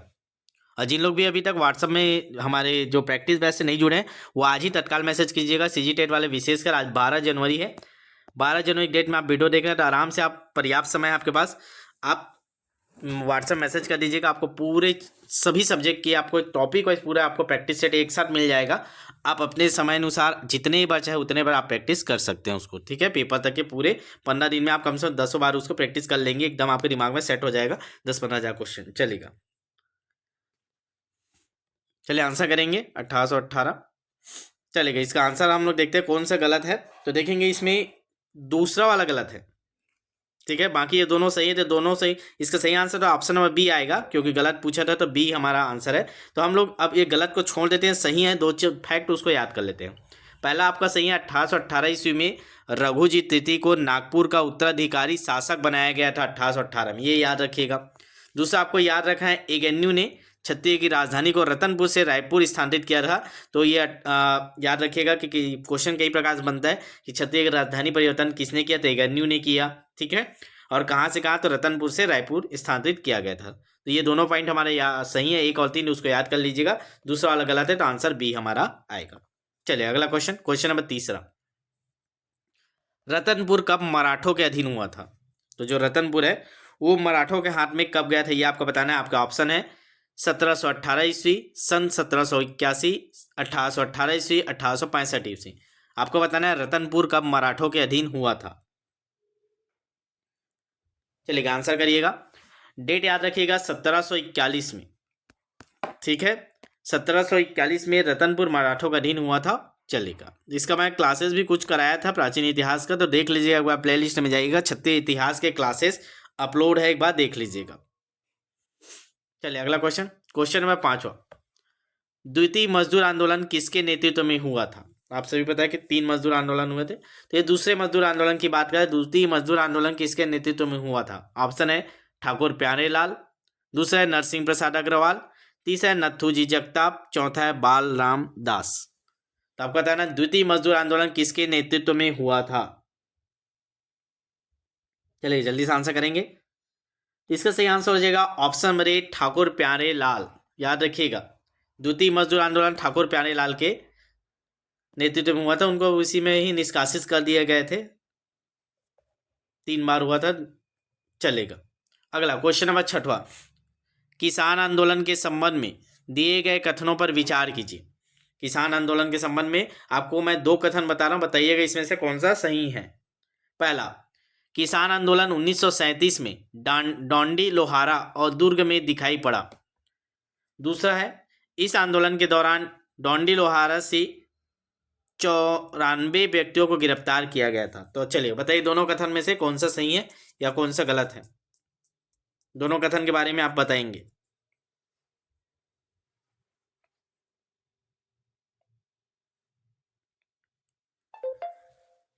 चलेगा, तो इसका आंसर क्या हो जाएगा। तो इसका आंसर आप लोग याद रखिएगा, ऑप्शन नंबर सी है। 1 और 2 दोनों सही है। ठीक है, 1 और 2 दोनों सही है, तो दोनों को आप लोग याद रखिएगा। दोनों क्या सही, एक बार याद कर लीजिए। किसान आंदोलन 1937 में डोंडी, लोहारा और दुर्ग जिला में दिखाई पड़ा था। दूसरा, इस आंदोलन के दौरान डोंडी, लोहारा से 94 व्यक्तियों को गिरफ्तार किया गया था। तो ये दोनों फैक्ट हमारे सही है, तो दोनों को याद रखिएगा। ऑप्शन नंबर सी इसका सही आंसर आएगा। ठीक है, चलिए आगे बढ़ते हैं। क्वेश्चन नंबर 7वां, किसान आंदोलन के दौरान पंडित शुक्ल, रविशंकर शुक्ल की बात किया जा रहा है। किसान आंदोलन के दौरान पंडित शुक्ल मध्य प्रांत के कौन थे, कौन से मंत्री थे। मुख्यमंत्री थे, गृह मंत्री थे, शिक्षा मंत्री थे या पंचायत एवं ग्रामीण विकास मंत्री थे। तो किसान आंदोलन की बात करें 1937 की बात कर रहे हैं। अभी हम लोग ने पढ़ा डोंडी, लोहारा, दुर्ग जिले में जो हुआ था ठाकुर प्यारे लाल के नेतृत्व में। उस समय पंडित रविशंकर शुक्ल जी मध्य प्रांत के कौन थे। तो उस समय कौन थे, शिक्षा मंत्री थे। याद रखिएगा, ऑप्शन नंबर सी इसका सही आंसर है। पंडित रविशंकर शुक्ल जी उस समय मध्य प्रांत के शिक्षा मंत्री थे। एक बार मुख्यमंत्री भी बने, एक बार शिक्षा मंत्री। ठीक है, चलेगा। अगला क्वेश्चन, क्वेश्चन नंबर 8, किसानों के द्वारा सन 1938 में कर न पटाओ आंदोलन कहाँ आरंभ किया गया था। आपके ऑप्शन है राजनांदगांव, छुई खदान, रायपुर, धमतरी। तो चलिए बताएंगे, 1938 में जो छत्तीसगढ़ में किसानों के द्वारा कर न पटाओ आंदोलन चालू किया गया था, वो कहां से आरंभ किया गया था। इसका सही आंसर हो जाएगा ऑप्शन नंबर बी, छुई खदान। ठीक है, तो छुई खदान में किसानों के द्वारा 1938 में कर न पटाओ आंदोलन आरंभ किया गया था। ठीक है,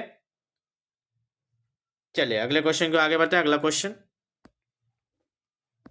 क्वेश्चन नंबर 9, 2 कथन दिए हुए हैं। पहले कथन को पढ़ लेते हैं, कथन और कारण, उसके बाद हम लोग ऑप्शन पे जाएंगे। निम्न कथनों पर विचार कीजिए और सही उत्तर का चुनाव कीजिए। पहला कथन, मराठा राज्य के पतन के बाद 1854 में छत्तीसगढ़ को ब्रिटिश साम्राज्य में सम्मिलित कर लिया गया। यह हमारा पहला कथन हुआ। कारण देखते हैं, ब्रिटिश काल में अंग्रेजों ने सत्ता संभालते ही 1855 में पुराने सनदों का नवीनीकरण कर उनके पूर्व अधिकारों को यथावत बनाए रखा। तो 2 कथन आपको दिए गए हैं, बताइए दोनों कथनों के बारे में। आपको कूट भी दिखा देता हूँ, किस टाइप के आपके कूट हैं। ये आपकी स्क्रीन पे दिखाई दे रहा है, थोड़ा छोटा दिख रहा होगा लेकिन ध्यान से देखेंगे।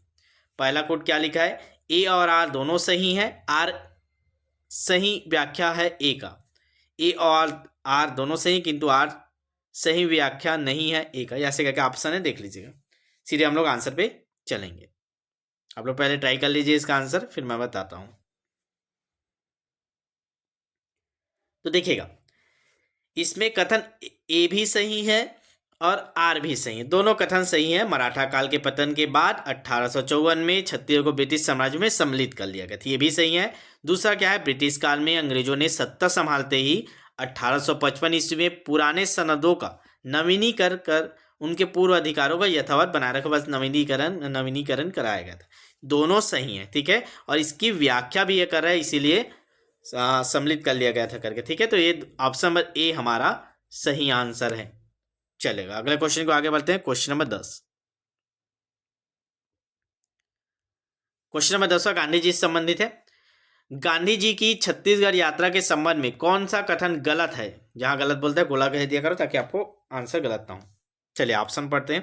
पहला ऑप्शन, गांधी जी 20 दिसंबर 1920 को रायपुर रेलवे स्टेशन पर उतरे थे। 20 दिसंबर 1920। ऑप्शन बी है 21 दिसंबर को गांधी जी मौलाना शौकत अली के साथ धमतरी पहुंचे। गांधी जी रात्रि में रायपुर से नागपुर हेतु रवाना हुए। गांधी जी ने धमतरी में महिलाओं की सभा को संबोधन किया। तो चारों ऑप्शन आपके सामने, इसमें एक गलत है, 3 फैक्ट आपको याद करने हैं। तो चलिए जल्दी से बताइए कौन सा वाला गलत है।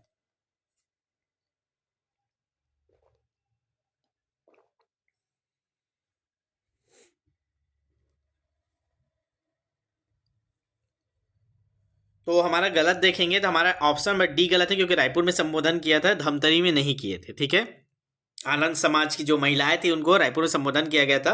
तो ऑप्शन नंबर डी गलत है, धमतरी में नहीं किया गया था। बाकी एबीसी तीनों सही है। तो याद कर लीजिए, एक बार फिर से पढ़ लेते हैं। क्या क्या याद रखना है आपको? गांधी जी 20 दिसंबर 1920 को रायपुर स्टेशन पर उतरे, फिर 21 तारीख को मौलाना शौकत अली के साथ धमतरी पहुंचे, और फिर रात्रि में 21 दिसंबर को ही रायपुर से नागपुर के लिए रवाना हो गए थे। ठीक है, रिटर्न में वो जब 21 तारीख को जब रायपुर वापस आए थे तो वहाँ पे उन्होंने आनंद समाज की जो महिलाएं हैं वहाँ उनसे चर्चा संबोधन किया था। ठीक है, तो ये डी वाला हमारा गलत है, ए बी सी आप याद रखेंगे। चलेगा अगला क्वेश्चन, क्वेश्चन नंबर 11। छत्तीसगढ़ से असहयोग आंदोलन में शामिल थे। तो आप सभी पता है जो 1920 में असहयोग आंदोलन चलाया गया था गांधी जी के द्वारा, उसमें छत्तीसगढ़ के कौन कौन शामिल हुए थे आपको मैं नाम बता रहा हूँ, फिर हम लोग ऑप्शन पे जाएंगे। नाम है सुरेंद्र नाथ बनर्जी, वामन राव राखे, नारायण राव मेघावले, नारायण राव दीक्षित, ठाकुर छेदीलाल, सीएम ठक्कर। अब आपको बताना इनमें से कौन कौन शामिल थे। आपके ऑप्शन में दिखा देता हूँ, छोटा दिखेगा भाई। चलिए पता है, जल्दी से आंसर करिए, ए बी सी डी कौन सा आएगा।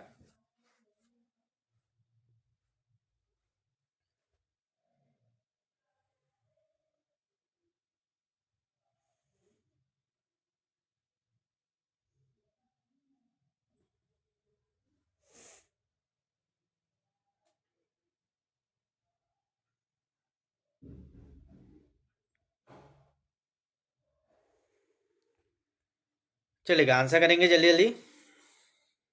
क्वेश्चन नंबर 11, देखिए सीधे आंसर पे चलते हैं। ऑप्शन नंबर डी इसका सही आंसर है। एक सेकंड ना, ऑप्शन नंबर डी हमारा इसका सही आंसर है, डी आएगा। तो डी में क्या है, आपको एक को छोड़ देना है, ये वाला को, बाकी आपका 2 3 4 5 6 इतने लोग आपके असहयोग आंदोलन में शामिल हुए थे। तो हम लोग इसको याद कर लेते हैं। पहला वाला बस नहीं था, सुरेंद्र नाथ बनर्जी, ये असहयोग आंदोलन में शामिल नहीं हुए थे। बाकी वामन राव राखे, नारायण राव मेघावले, नारायण राव दीक्षित, ठाकुर छेदीलाल, सीएम ठक्कर, ये सारे लोग आपके शामिल हुए थे इसमें असहयोग आंदोलन में। ठीक है, चलेगा आगे बढ़ते हैं।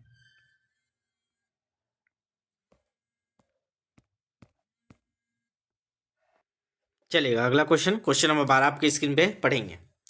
छत्तीसगढ़ की डाक व्यवस्था का पुनर्गठन कब किया गया था?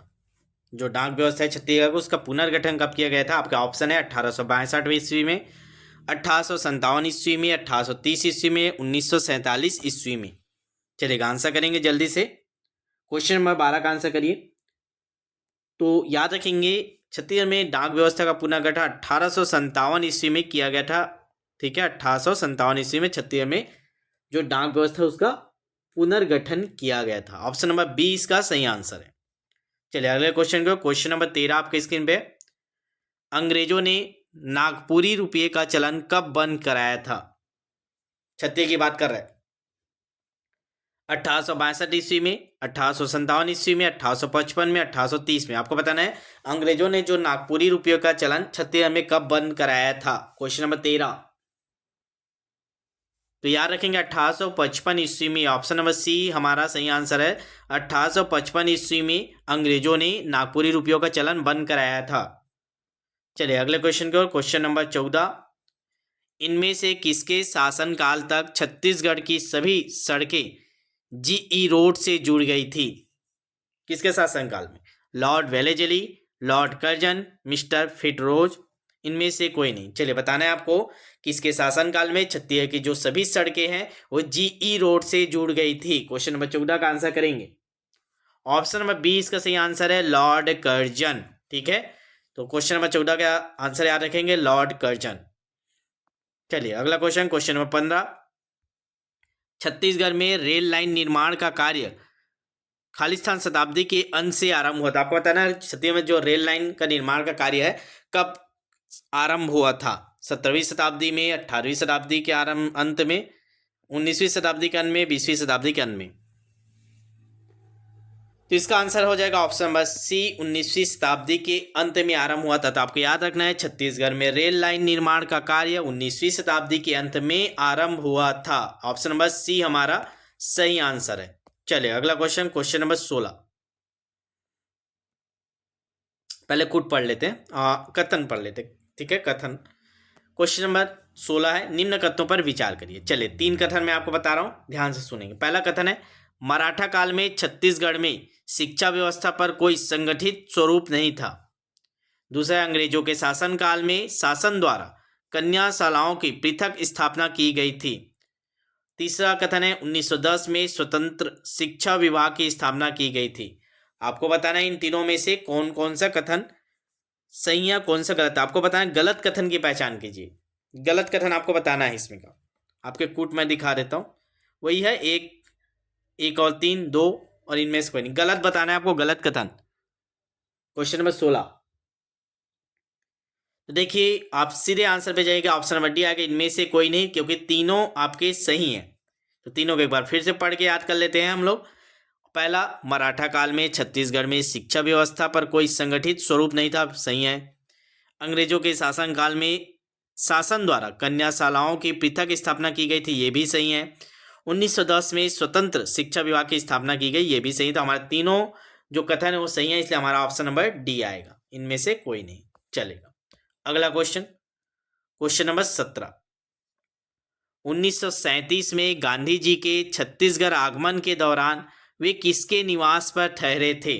तो 1937 की बात किया जा रहा है। 1937 में जब गांधी जी छत्तीसगढ़ आए तो किसके घर पे, किसके निवास पे ठहरे थे। आपके ऑप्शन है नारायण राव मेघावले, घनश्याम सिंह गुप्त, बद्रीनाथ वैष्णव, रविंद्र नाथ मिश्र।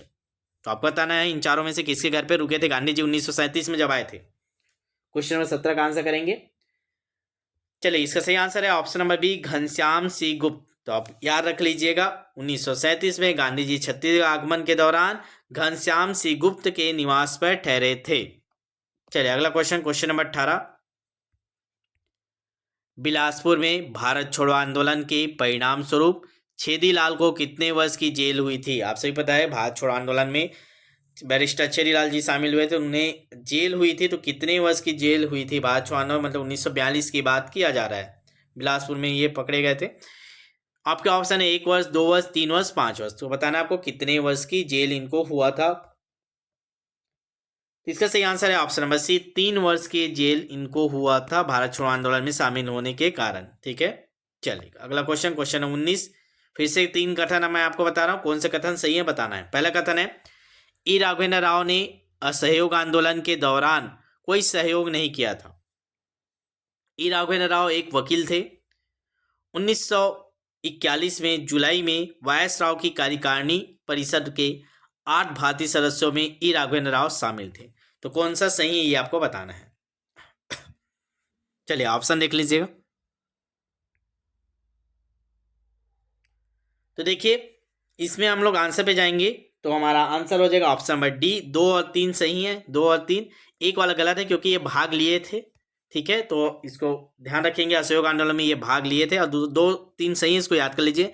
ई राघवेंद्र राव बैरिस्टर थे, मतलब वकील थे, आपको पता ही है। दूसरा, जुलाई 1941 में वायसराव की एक कार्यकारिणी बैठक हुई थी, 8 भारतीय सदस्य उसमें सम्मिलित हुए, उसमें से एक थे हमारे ई राघवेंद्र राव। ठीक है, तो हमारा 2 और 3 सही है, इसलिए ऑप्शन नंबर डी हमारा आंसर है। चलिए अगला क्वेश्चन, क्वेश्चन नंबर 21।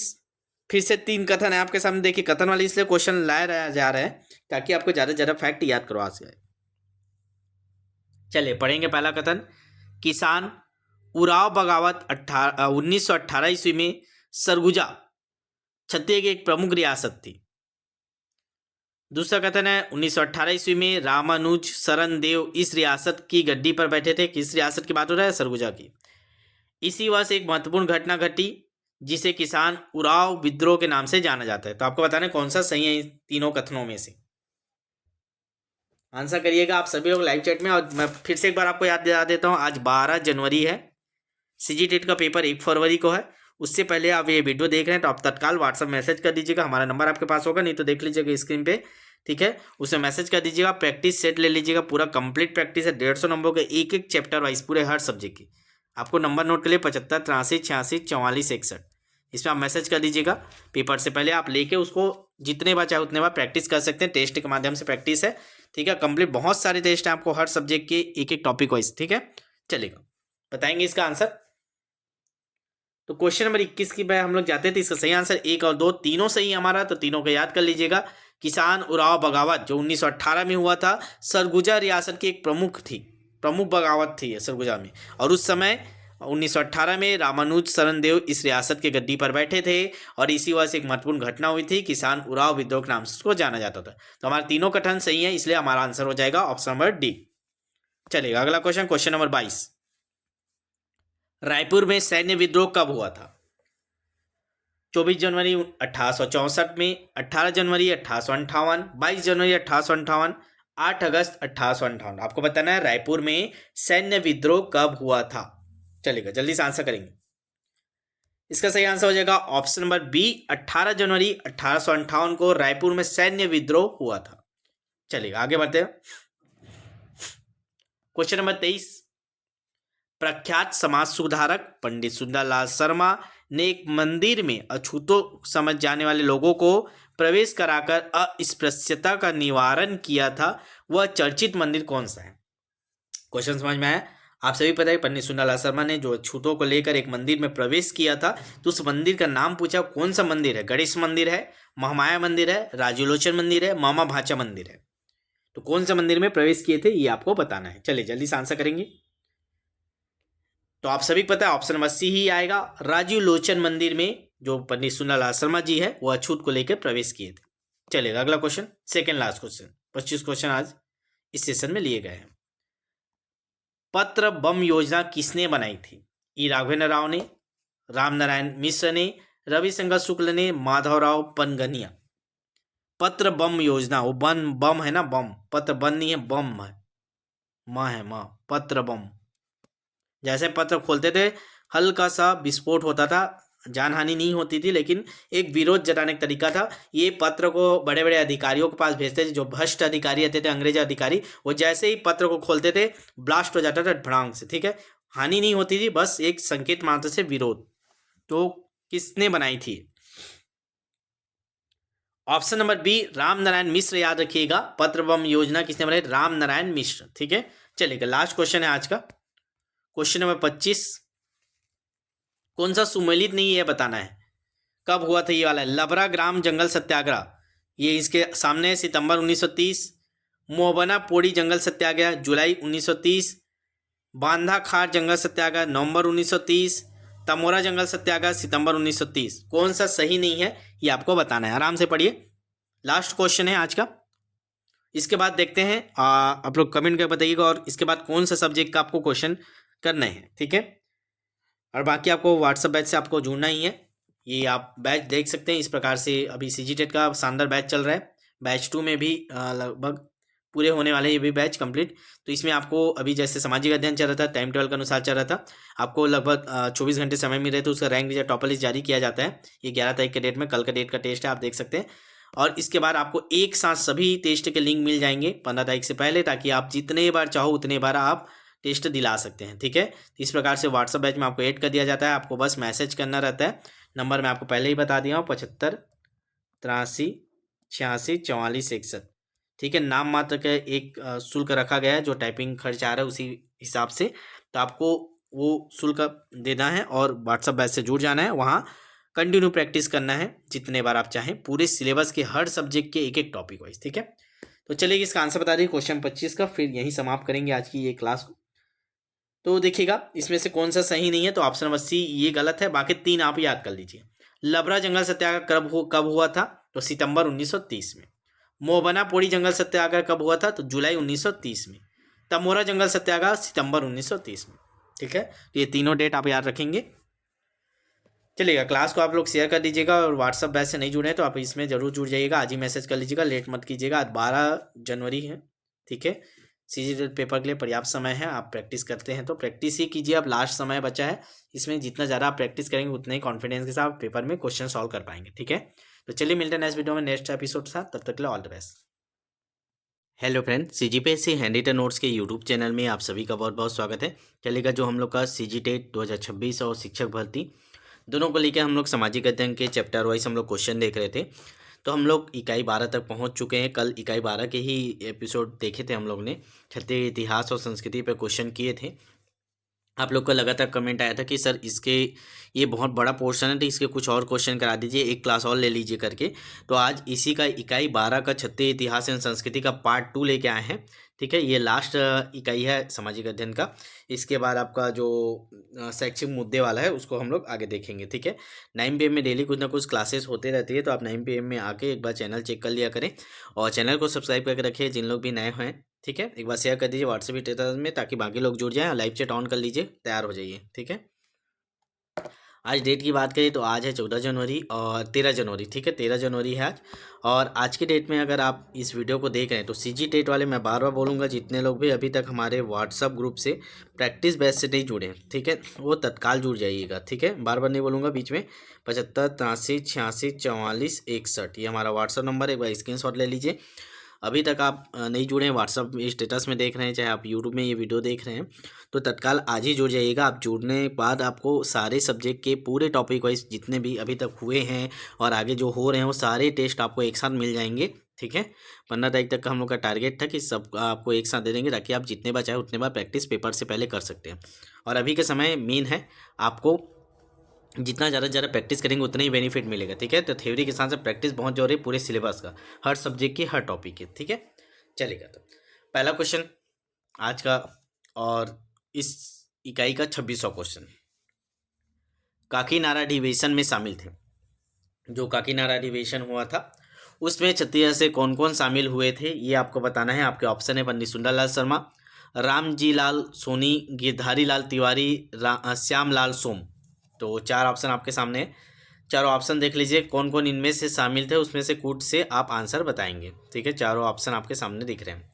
तो काकीनाडा अधिवेशन में कौन कौन शामिल हुए थे, आप लाइव चैट ऑन कर लीजिए। लाइव चैट में आप लोगों का आंसर देते जाइएगा, तभी मजा आएगा। ठीक है, चलेगा। तो इसका देखिएगा ऑप्शन नंबर डी ये सही आंसर है।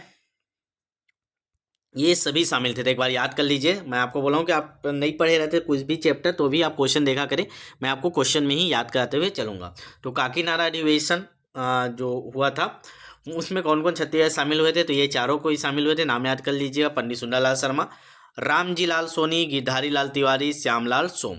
ठीक है, चलेगा। अगले क्वेश्चन की ओर आगे बढ़ते हैं, क्वेश्चन नंबर 27। चलिए, सविनय अवज्ञा आंदोलन के 5 पांडवों में कौन शामिल नहीं थे। तो आप सभी को पता है कि जो सविनय अवज्ञा आंदोलन चलाया गया था 1930 के समय में, तो उसमें छत्तीसगढ़ से भी 5 पांडवों की तुलना की जाती है, इन 5 नायकों को ही। ठीक है, तो इनमें से कौन शामिल नहीं थे ये आपको बताना है। आपके ऑप्शन है वामन राव राखे, महंत नारायण दास, अब्दुल रऊफ, ठाकुर प्यारेलाल, शिवदास डागा। ठीक है, चलिए बताएंगे इसका आंसर।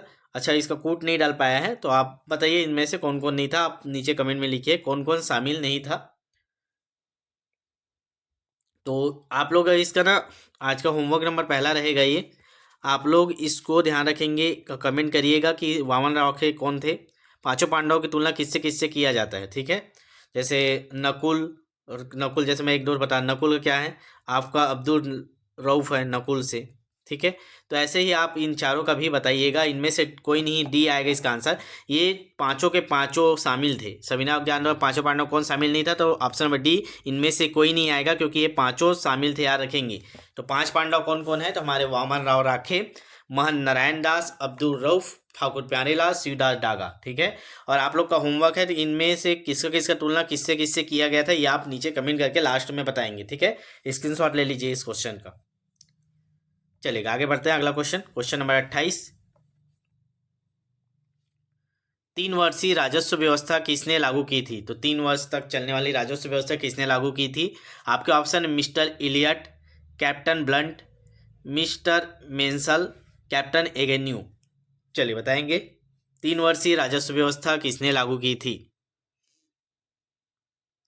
जल्दी से आंसर करेंगे। Mister Elliot, captain Blunt, mister Mansel, captain Agnew. Question number 28 का आंसर लाइव चैट में करते जाइएगा। तो इसका सही आंसर हो जाएगा option number A, mister Elliot. ध्यान रखेंगे 3 वर्षीय राजस्व व्यवस्था छत्तीसगढ़ मिस्टर इलियट ने शुरू किया था। ठीक है, चलिए अगला क्वेश्चन। छत्तीसगढ़ के बारे में ही पढ़े ना, छत्तीसगढ़ का इतिहास है, ध्यान रखेंगे। क्वेश्चन नंबर 29, छत्तीसगढ़ में तहसीलदारी व्यवस्था के आरंभ के साथ कौन कौन से नए तहसील का निर्माण किया गया था? जब छत्तीसगढ़ में तहसीलदारी व्यवस्था लागू किया गया उस समय तत्कालीन में शुरुआत में कौन कौन से नए तहसील बनाए गए थे? आपके ऑप्शन है रायपुर, धमतरी, छुईखरान, रतनपुर। तो ये 4 तहसील है, इनमें से कौन कौन उस टाइम तत्कालीन सबसे शुरू में बनाए गए थे तहसीलदारी व्यवस्था जब आरंभ किया गया था? चलिए देखेंगे, आंसर बताएंगे। कूट नीचे आपको दिखाई दे रहे हैं। तो इसमें सही आंसर है ऑप्शन नंबर डी, हमारा सही आंसर है। तो डी में क्या है? एक है रायपुर, दूसरा है धमतरी और रतनपुर। छुईखरान नहीं था, तो इसको हटा दीजिएगा। आप याद कर लीजिएगा छत्तीसगढ़ में जब तहसीलदारी व्यवस्था शुरू किया गया तो शुरू में ही कौन कौन से तहसील बनाए गए थे? तो आपका रायपुर हो गया पहला, दूसरा धमतरी हो गया, तीसरा रतनपुर हो गया। तो 3 तहसील बनाए गए थे। तो इसका हमारा सही आंसर हो जाएगा ऑप्शन नंबर डी। चलिए अगला क्वेश्चन, क्वेश्चन नंबर 30। देखेंगे क्वेश्चन क्या है, बड़ा बड़ा है तो आपको थोड़ा सा ध्यान रखिए और समझदारी से थोड़ा सा क्वेश्चन पढ़ना है ताकि मिस्टेक ना हो। ठीक है, चलिए क्वेश्चन नंबर 30 देखते हैं। इसमें आपको 3 कथन मैं आपको बता रहा हूँ, तीनों कथन आप देखेंगे। तीनों कथन को पहले पढ़िएगा, फिर कौन सा गलत है, असत्य पूछा गया है तो असत्य आपको बताना है। पहला कथन है, प्रफुल्ल कुमारी देवी का राज्याभिषेक 1922 में ईस्वी में 12 वर्ष की आयु में किया गया था। ठीक है, एक बार महिला शासिका थी प्रफुल्ल कुमारी देव। ठीक है, प्रफुल्ल कुमारी देवी का राज्याभिषेक 1922 में 12 वर्ष की आयु में किया गया था, पहला कथन।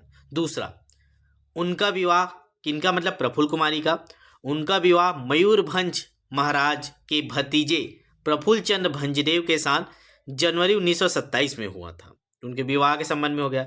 तीसरा है, द इंडियन वुमनहुड नामक एक पत्रिका में महारानी के विषय में उल्लेख मिलता है।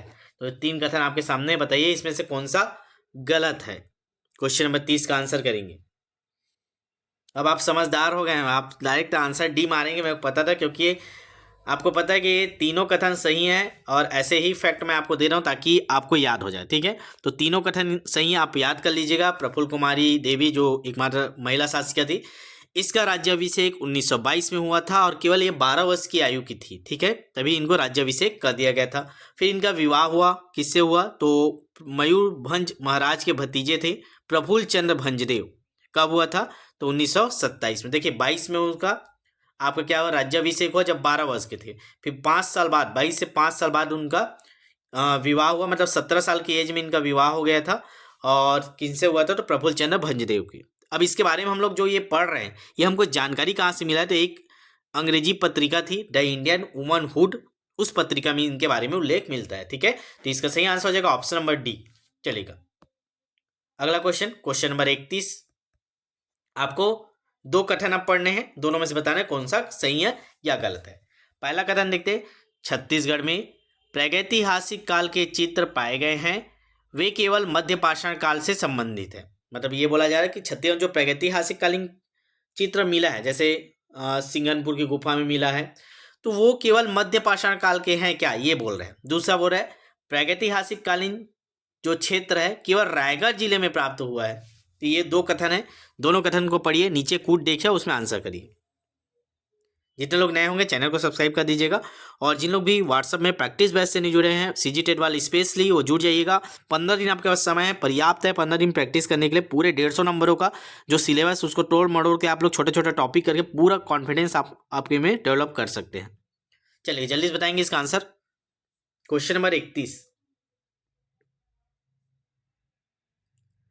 देखिए इसका आंसर ऑप्शन नंबर डी आएगा। दोनों गलत है ना, क्योंकि वहाँ जो प्रागैतिहासिक कालीन चित्र मिले हैं वो नवपाषाण काल के भी है, पूरा पाषाण काल के भी है, मध्य पाषाण काल तीनों से संबंधित है, इसलिए ये गलत हो गया। और रायगढ़ में नहीं, आपके बालोद, इधर चित्ता कई जगह कई जिलों में मिला। ठीक है, आगे हम इसको मैं पढ़ा चुका हूँ, इसका क्लास भी आप देखेंगे। ठीक है, चलेगा, जल्दी जल्दी आगे बढ़ते हैं, अभी क्वेश्चन करना है। अगला क्वेश्चन है क्वेश्चन नंबर 32। फिर से मैं आपको 3 कथन दे रहा हूं, आप बताना इनमें से कौन सा सही है, सही कथन बताइएगा। ठीक है, चलिए पहला कथन देखते हैं। महापाषाणकालीन स्मारक छत्तीसगढ़ के केवल बालोद जिले से प्राप्त होती है। महापाषाणकालीन स्मारक बस्तर से भी प्राप्त होते हैं। यहाँ देखिए, दोनों तो एक दूसरे का विरोध कर दिया। पहला जो आपके कथन है वो बोल रहा है केवल बालोद से प्राप्त होता है, दूसरा कथन बोल रहा है बस्तर से भी प्राप्त होता है। तो दोनों में से एक आएगा, एक तो गलत हो गई।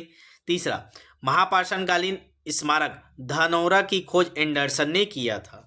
तो धनौरा है एक महापाषाणकालीन, उसका खोज एंडरसन ने किया था। तो सबसे पहले आपसे मैं एक क्वेश्चन पूछूंगा, महापाषाण होता क्या है, महापाषाणकालीन स्मारक क्या होता है? तो ये आपको पहले पता होना चाहिए। तो जो पहले जमाने में जब कोई मर जाते थे, खत्म हो जाते थे, तो उनको क्या करते थे, जंगल में ले जाते थे और पत्थर से ढक देते थे। उनको गड्ढा बना के मिट्टी से नहीं करते थे, पत्थर से उसको पूरा ढक दिया जाता था। उसी को फिर महापाषाणकालीन स्मारक, पाषाण मतलब पत्थर, ठीक है, स्मारक बना देते थे। ठीक है, चलिए बताएंगे इसको कौन सा सही है। क्वेश्चन नंबर 32 का आंसर करेंगे जल्दी से। तो इसका देखिए, पहला तो गलत हो गया, केवल बालोद से नहीं, क्योंकि बस्तर से भी मिला, मतलब बस्तर से मिला, ये सही है। तो ये ऑप्शन नंबर बी हमारा सही है। और धनौरा की खोज एंडरसन ने नहीं किया था, ये भी गलत है। तो हमारा केवल बी आएगा, केवल 2। तो इसका सही आंसर है ऑप्शन नंबर बी। चलिए आगे बढ़ते हैं। क्वेश्चन नंबर 33 आपके स्क्रीन पे दिख रहा है, पढ़ेंगे। फिर से 3 कथन है। देखिए, छत्तीसगढ़ में कथन वाले के साथ ही क्वेश्चन आते हैं, इसलिए मैं कथन वालों के साथ ही ज़्यादा क्वेश्चन करा रहा हूँ, और ताकि ज़्यादा फैक्ट आपके दिमाग में भर दूँ। ठीक है, चलिए आपके 3 कथन फिर से मैं बता रहा हूँ, बताइए कौन कौन से कथन सही है। पहला कथन, सिंघनपुर जो रायगढ़ में है से लाल रंग की छिपकली और घड़ियाल के चित्र प्राप्त हुए हैं। दूसरा, कोंडागांव के चंदेली से एलियन जैसे चित्र मिले हैं। तीसरा, बसनाझार रायगढ़ जिला में स्थित है। चलिए बताइए, तीनों कथन को पढ़िए, आराम से बताइए कौन सा सही है, कि तीनों सही है कि क्या है। Question number 33।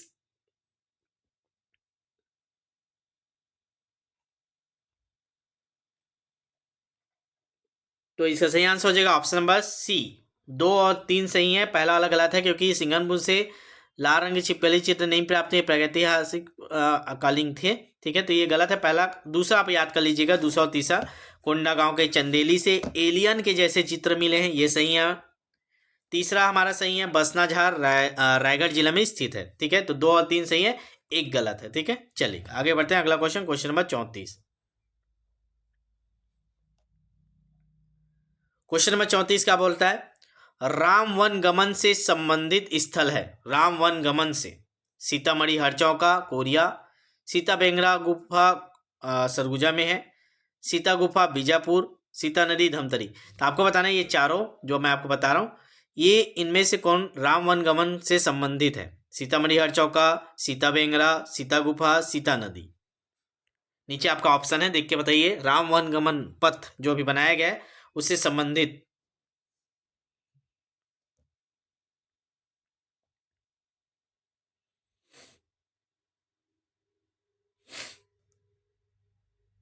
चलिए आंसर करेंगे।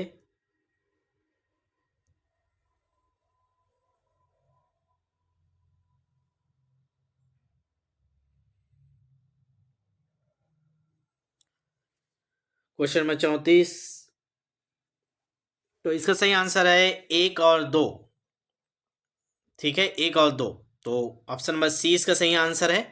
और सी में क्या है, 1 और 2, तो 1 और 2 आप लोग याद रखिएगा। रामवन गमन पथ से संबंधित कौन कौन सा है, सीतामढ़ी हरचौका है जो कोरिया जिला में है, दूसरा है सीता बेंगरा गुफा जो सरगुजा में है। ठीक है, तो ये दोनों आप याद रखेंगे, सीतामढ़ी हरचौका और सीता बेंगरा गुफा।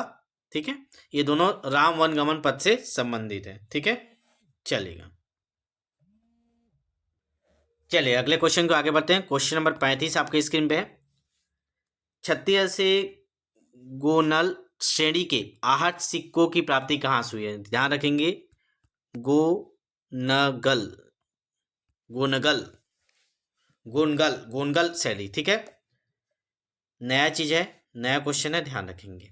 आरंग बानबरद और रीवा पितईबन, ठीक है। चलिए बताएंगे।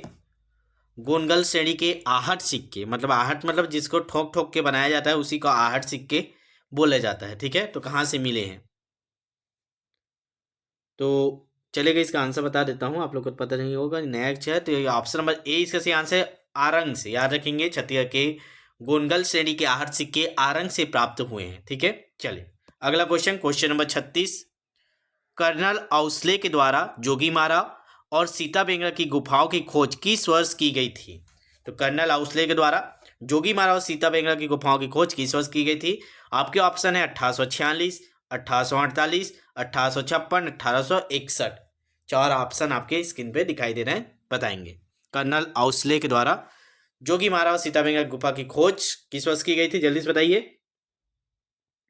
इसका सही आंसर है ऑप्शन नंबर बी, 1848। तो याद रखिएगा इसको, 1848 में कर्नल आउसले के द्वारा जोगीमारा और सीता बेंगरा की गुफाओं की खोज की गई थी। इसमें एक क्वेश्चन और बनता है कि जोगीमारा सीता बेंगरा की खोज किसने की थी? तो नाम आपको याद रखना पड़ेगा, कर्नल आउसले ने। ये आया हुआ क्वेश्चन है कई बार, ठीक है। चलिए अगला question, question number 37। Question number 37 है, किरारी के कास्ट सिस्टम में विभिन्न अधिकारियों के पद नामों का उल्लेख मिलता है। निम्नलिखित में से किन पदों नामों का इस कास्ट में वर्णन है? आप सभी को पता है किरारी में, ठीक है, जो आपके शक्ति जिले के आसपास है, किरारी के जो एक तालाब है, उस तालाब में ना एक खंबा टाइप का मिला है, जिसको लकड़ी का बना हुआ है, स्तंभ टाइप का बना हुआ है, जैसे जैत खाम रहता है ना, उसी टाइप का स्तंभ मिला है, कास्ट स्तंभ। उसमें बहुत सारे पदों के अधिकारियों के पद नाम का उल्लेख है, ठीक है। तो किस किस पद नाम का उल्लेख आपको बताना है? आपका ऑप्शन है नगर रक्षिण, प्रतिहारक, सौगंधक, गोमांडलिक, महापथिक। तो बताइए इनमें से किसका किसका उल्लेख उस कास्ट स्तंभ में है? चलिए बताएंगे। क्वेश्चन नंबर 37 का आंसर करिए, पूरा देखिएगा, क्वेश्चन की संख्या थोड़ा ज्यादा है, जल्दी जल्दी आंसर करेंगे। तो केवल 5 को छोड़ दीजिएगा, तो ये हमारा हो जाएगा 1 2 3 4। तो इसमें ऑप्शन नंबर सी इसका सही आंसर है। क्वेश्चन नंबर 37 का आंसर सी हो जाएगा।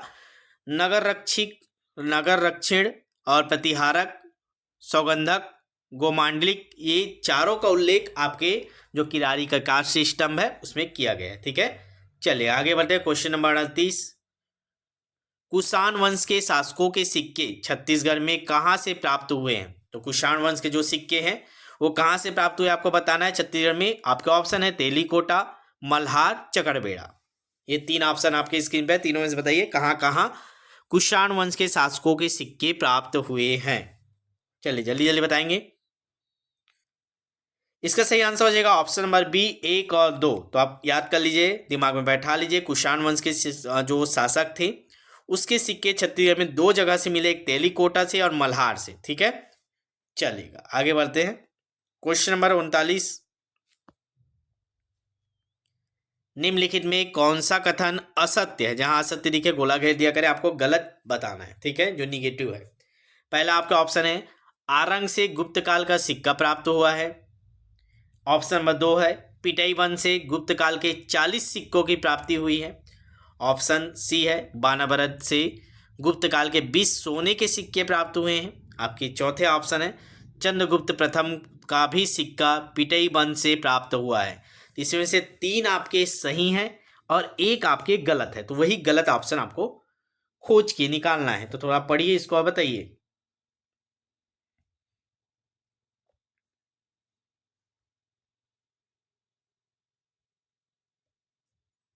चलिए जल्दी जल्दी आंसर करेंगे। जिन लोग भी व्हाट्सअप में प्रैक्टिस बैच से नहीं जुड़े, सीजी टेट वाले, मैं बार बार बोल रहा हूँ, आज आपके 13 जनवरी है, 15 दिन आपके पास अगड़ के समय है, बढ़िया पर्याप्त है। नाम मात्र की फीस है, प्रैक्टिस जरूर करके जाएं, एक कॉन्फिडेंस के साथ जाएं, पूरा सिलेबस आपको लगेगा कि पढ़ के आए हैं, ठीक है। चलिएगा क्वेश्चन नंबर 39 का आंसर करेंगे। इसका सही आंसर हो जाएगा ऑप्शन नंबर डी। ये आपका गलत है, मतलब ये आपका आंसर आएगा, ठीक है। बाकी 3 आप याद कर लीजिए इस क्वेश्चन के थ्रू, ताकि आपको फैक्ट याद हो। आरंग से किस काल के सिक्का मिला है? तो गुप्त काल के याद रखिएगा। पिटई वंश से किस काल के सिक्का मिला है? तो गुप्त काल से। कितने मिले हैं? तो 40 सिक्के, याद रखिएगा। बानावरत से कौन सा सिक्का मिला है? तो गुप्त काल के सिक्के मिले हैं, मतलब गुप्त काल के सिक्के 3 जगह से मिले, आरंग से, पिटई वंश से, बानवरत से। ठीक है, पिटई वंश से 40 सिक्के, बानवरत से 20 सिक्के मिले, सोने के सिक्के, वो भी याद रखिएगा। बानवरत से गुप्त काल के 20 सोने के सिक्के प्राप्त हुए हैं। तो इसका हमारा आंसर तो डी आएगा, गलत कथन। ठीक है, चलिए क्वेश्चन नंबर 40, सही जोड़ी दिया हुआ है, आपको जो असत्य कथन है उसको आपको पहचानना है। सबसे पहले पहला कथन पढ़ते हैं। वकाटक नल वंश के मध्य प्रथम युद्ध भौदत्त वर्मन के समय हुई थी। नल वंश के साथ हुआ था क्या? वकाटक का बताइएगा। दूसरा ऑप्शन है भौदत्त वर्मन ने नरेंद्र सेन को पराजित किया था। तीसरा है पृथ्वी सेन ने अर्थपति भट्टारक को परास्त किया था। चौथा ऑप्शन है स्कंद वर्मन ने देवसेन को परास्त किया था। तो चलिएगा बताइएगा, चारों ऑप्शन आपके सामने हैं। असत्य कथन आपको पहचानना है, 3 आपके सही है, 1 गलत है, वो गलत को खोज के निकालिए जल्दी से। तो कौन सा गलत है? पहला वाला ही गलत है, तो यही हमारा आंसर आएगा, ऑप्शन नंबर ए। तो इसको हटा दीजिए, बाकी 3 आप याद कर लीजिए। भौदत्त वर्मन ने नरेंद्र सेन को पराजित किया, फिर नरेंद्र सेन के जो बेटा था पृथ्वी सेन ने वो अर्थपति भट्टारक को पराजित किया। ठीक है, फिर लास्ट में स्कंद वर्मन ने देवसेन को परास्त किया था। तो ये आप क्रम याद रखिएगा। ठीक है, तो ये तीनों कथन सही है हमारा, तो गलत पूछा था, तो ऑप्शन नंबर ए इसका आंसर आएगा क्वेश्चन नंबर 40 का। चलिए अगला क्वेश्चन, क्वेश्चन नंबर 41, असत्य कथन है। अब आपको बताना है कौन से इनमें से असत्य कथन है। चलिए पहला कथन पढ़ते हैं। आरंग ताम्रपत्र भीमसेन द्वितीय ने जारी किया था। तो जो आरंग में ताम्रपत्र मिला है, जिसको आरंग ताम्रपत्र के नाम से जाना जाता है, वो भीमसेन द्वितीय ने जारी किया था, ये पहला कथन है। दूसरा, इसके अनुसार भीमसेन द्वितीय की राजधानी आरंग थी। इस वंश के 6 शासकों की जानकारी मिलती है। तो आपको बताना है, ओवरऑल ये क्वेश्चन आपके आरंग ताम्रपत्र पर है। आरंग ताम्रपत्र पर, आरंग ताम्रपत्र के बारे में आपको पूछा गया है। तो चलिए बताइए कौन सा गलत है। एक आपका गलत हो सकता है क्या, कि 2-3 गलत है? देख के बताइए।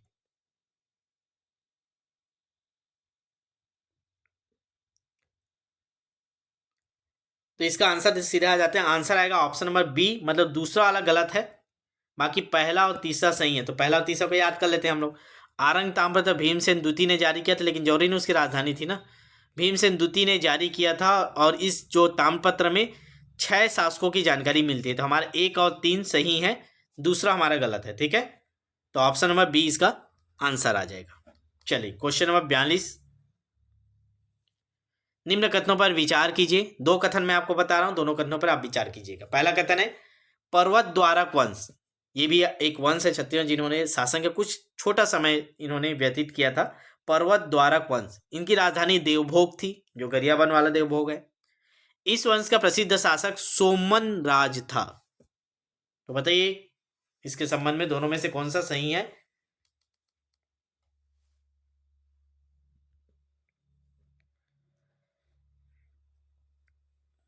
चैनल को सब्सक्राइब करके रखिएगा ना।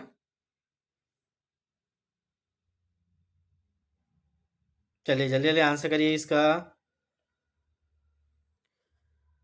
क्वेश्चन नंबर 42 का आंसर करिएगा। इसका सही आंसर क्या हो जाएगा? ऑप्शन नंबर ए, एक सत्य है। ठीक है, दूसरा आपका गलत है। तो पहला बस याद रखिएगा, पर्वत द्वारक वंश की राजधानी देवभोग थी। ठीक है, चलिए आगे बढ़ते हैं। क्वेश्चन नंबर 43, 43 असुमेलिक कूट है, जो गलत रहेगा उसी को बताना है। 3 सही है, 1 गलत है, उस एक गलत को पहचानिए। चलिए, भौदत्त वर्मन रिद्धिपुर ताम्रपत्र, देखिए एक तरफ ताम्रपत्र दिया है, एक जारी करता जो शासक है उसका नाम दिया, तो आपको बताना है कौन सा इसमें का गलत है। भौदत्त वर्मन का रिद्धिपुर ताम्रपत्र, अर्थपति भट्टारा का केसरी बेड़ा ताम्रपत्र, स्कंद वर्मन का पंड्या पाथा ताम्रपत्र, विलास तुंग का राजिम शिलालेख। चलिए बताइए कौन सा गलत है। 3 सही है भाई, 1 गलत है, वैसे 1 गलत को ढूंढना है आपको।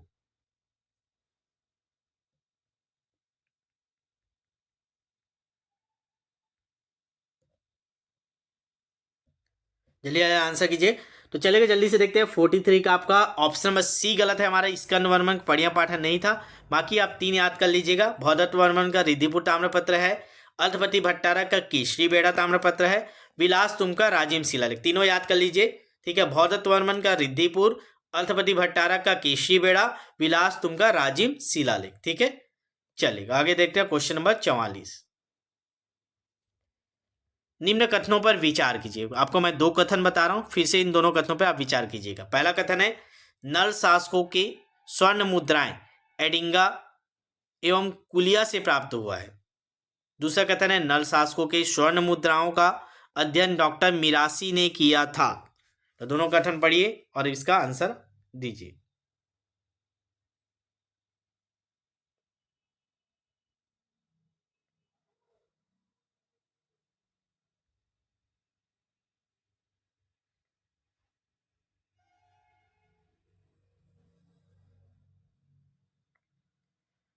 चलेगा, जल्दी जल्दी बताएंगे। क्वेश्चन नंबर 44, तो इसका आपका आंसर हो जाएगा सी। एक और दो दोनों सही हैं। नल शासकों के स्वर्ण मुद्राएं एडिंगा व कुलिया से प्राप्त हुए, दोनों जगह याद रखेंगे। नल शासकों के स्वर्ण मुद्राएं कहाँ से मिला? एक एडेंगा, एडेंगा भी बोलते हैं, एडिंगा भी बोलते हैं, ठीक वही दोनों हैं। तो एडेंगा कुलिया से प्राप्त हुए। नल शासकों के स्वर्ण मुद्राओं का अध्ययन डॉक्टर मिरासी ने किया था। तो हमारा सही आंसर हो जाएगा ऑप्शन नंबर सी, एक व दो सही है। ठीक है, चलिए आगे बढ़ते हैं। क्वेश्चन नंबर 45, क्वेश्चन नंबर 45 पढ़ते हैं। निम्न कथनों पर विचार कीजिए। आपके तीन कथन मैं बता रहा हूं, तीनों कथनों के बारे में आपको बताना है। पहला कथन है भवदत्त वर्मन की राजधानी नंदीवर्धन थी, जिसके नष्ट होने के पश्चात उन्होंने पोड़ागढ़ को नई राजधानी बनाई थी। दूसरा कथन है भवदत्त वर्मन ने अपनी रानी अचाली भट्टारिका के साथ प्रयाग की यात्रा की थी। तीसरा कथन है यह शासक गुप्त वंश की अधीनता स्वीकार करते थे। ठीक है, तो चलेगा, बताएंगे तीनों कथन के बारे में इनमें से कौन सा सही है।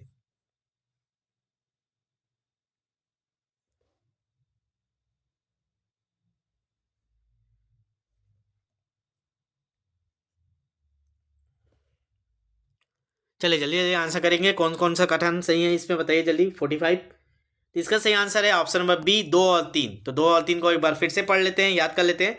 ऑप्शन नंबर 2 में तो क्या था आपका? भवदत्त वर्मन ने अपनी रानी, मतलब उनकी रानी कौन थी? अचाली, नाम भी याद रखिएगा, अचाली। ठीक है, भट्टारिका के साथ प्रयाग की यात्रा की थी। तो अपनी जो रानी थी अचाली भट्टारिका, इसके साथ प्रयाग की यात्रा की थी। यह शासक गुप्त वंश की अधीनता स्वीकार करते थे। ठीक है, तो हमारा 2 और 3 दोनों सही है। ठीक है, तो हमारा आंसर हो जाएगा ऑप्शन नंबर बी, 2 और 3 सही है। चलिए अगला क्वेश्चन, क्वेश्चन नंबर 46 आपके स्क्रीन पे पढ़िएगा। चलिए क्वेश्चन नंबर 46 पढ़ेंगे। क्वेश्चन नंबर 46 है नल वंश के शासकों के सिक्कों पर अंकन होता है। किसका अंकन होता है आपको बताना है? गजलक्ष्मी का, नंदी का, कमल का, त्रिशूल का। तो नल वंश के जो शासक होते थे उनके सिक्कों पर किस चीज का अंकन होता था? जैसे भी हमारे नोट पे महात्मा गांधी होता है, ठीक है, उसी प्रकार उनके जो सिक्कों पर किसका अंकन होता था? नल वंश की बात किया है, आपको बताना है। चलिए जल्दी से आंसर करेंगे। क्वेश्चन नंबर 46, इसका सही आंसर हो जाएगा ऑप्शन नंबर बी, नंदी। ठीक है, तो याद रखेंगे नलवंश के शासकों के सिक्कों पर नंदी का चित्र अंकन होता था। ठीक है, चलेगा। चलिए अगले क्वेश्चन को आगे बढ़ते हैं। क्वेश्चन नंबर 47, समुद्रगुप्त ने बस्तर के शासक व्यागराज को परास्त करने के पश्चात कौन सी उपाधि धारण की थी? तो समुद्रगुप्त जो गुप्त वंश के शासक थे, इन्होंने बस्तर के जो शासक थे व्याघ्रराज, उनको पराजित करने के बाद कौन सी उपाधि धारण की थी, ये बताना है। आपका ऑप्शन है विक्रमादित्य, दक्षिणापथपति, व्याघ्रहंता, क्षत्रिय संहारक। चलिए बताइए कौन सा उपाधि समुद्रगुप्त ने जो बस्तर के शासक थे उनको पराजित करने के बाद धारण किए थे। चलिए जल्दी से आंसर करेंगे। क्वेश्चन नंबर 47, तो देखिए व्याघ्रराज को हराया तो स्वाभाविक सी बात है व्याघ्रहंता की उपाधि इन्होंने निर्धारण की थी। ऑप्शन नंबर सी इसका सही आंसर है, 47 का व्याघ्रहंता। ठीक है, चलिए अगला क्वेश्चन, क्वेश्चन नंबर 48, छत्तीसगढ़ में पहली बार सिक्कों में संस्कृत भाषा का प्रयोग किस वंश के शासकों ने किया था? जैसे अभी हम लोग पढ़ा नलवंश के जो सिक्के थे उसमें आपके नंदी का चित्र अंकन रहता, तो वैसे ही ऐसा कौन सा शासक थे या कौन से शासक थे जिनके सिक्कों में संस्कृत भाषा का प्रयोग हुआ था? आपके ऑप्शन है राजर्षि तुल्य कुलवंश, नल वंश, सरबपुरी वंश, पांडु वंश। तो बताइए किनके सिक्के में संस्कृत भाषा का प्रयोग हुआ था? क्वेश्चन नंबर 48 का आंसर ऑप्शन नंबर सी आएगा, सरबपुरी वंश। तो याद रखना है, सरबपुरी वंश के जो शासक थे उनके सिक्कों में संस्कृत में का उल्लेख था या संस्कृत का प्रयोग हुआ था। ठीक है, ऑप्शन नंबर सी हमारा आंसर है। चलिएगा क्वेश्चन नंबर 49, प्रसन्न मात्र के संबंध में असत्य है, गलत चीजें बताना है आपको। 3 आपके सही है, 1 गलत है, वही गलत को ढूंढिएगा। प्रसन्न मात्र ने सोने के सिक्के जारी किए थे, आरंग नगर बसाया था, सिक्कों में पेटिका शीर्ष लिपि का प्रयोग किया गया था, सिक्कों में गरुड़ शंख चक्र का अंकन था। चलिए बताएंगे कौन सा गलत है। सेकेंड लास्ट क्वेश्चन है।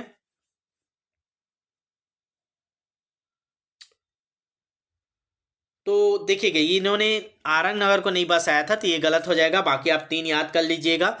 प्रसन्न मात्र ने सोने के सिक्के जारी किए थे, बिल्कुल सही है। इन्होंने जो इनके जो सिक्के जारी किए थे सोने के, उसमें शीर्ष सिक्का पेटिका शीर्ष लिपि का प्रयोग किया गया था, ये भी सही है। इनके सिक्कों में गरुड़ शंख चक्र का अंकन था। ये अलग अलग क्वेश्चन भी बनते हैं ना, किसके सिक्के में गरुड़ शंख चक्र का अंकन होता है, प्रसन्न मात्र। ऐसे करके ना आप ऑप्शन से भी क्वेश्चन की ओर आप जाने का प्रयास किया करें, क्वेश्चन कैसे भी घूम के आ सकता है। ठीक है, तो हमारा आंसर हो जाएगा 49 का बी। चलिए लास्ट क्वेश्चन को आगे बढ़ते हैं। लास्ट क्वेश्चन पढ़ेंगे, सिरपुर को बसाने वाला शासक कौन था?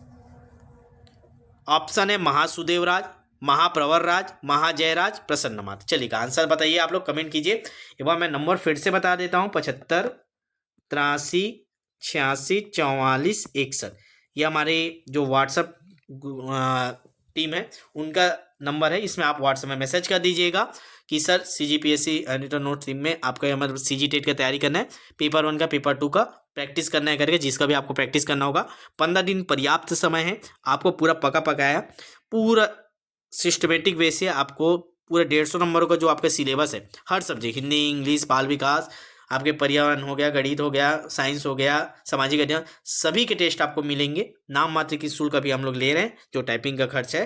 ठीक है, बाकी सारी चीज़ें आपको निःशुल्क क्लासेस और जो भी कुछ डालना है सारी चीज़ें ग्रुप में निःशुल्क डाला जा रहा है। तो व्हाट्सएप ग्रुप से जुड़ने के लिए इसमें मैसेज कर दीजिएगा और आज ही तत्काल जुड़िएगा। ठीक है, चलिए तो इसका आंसर भी आप लोग कमेंट कर दिए। सिरपुर को बसाने वाला शासक कौन था?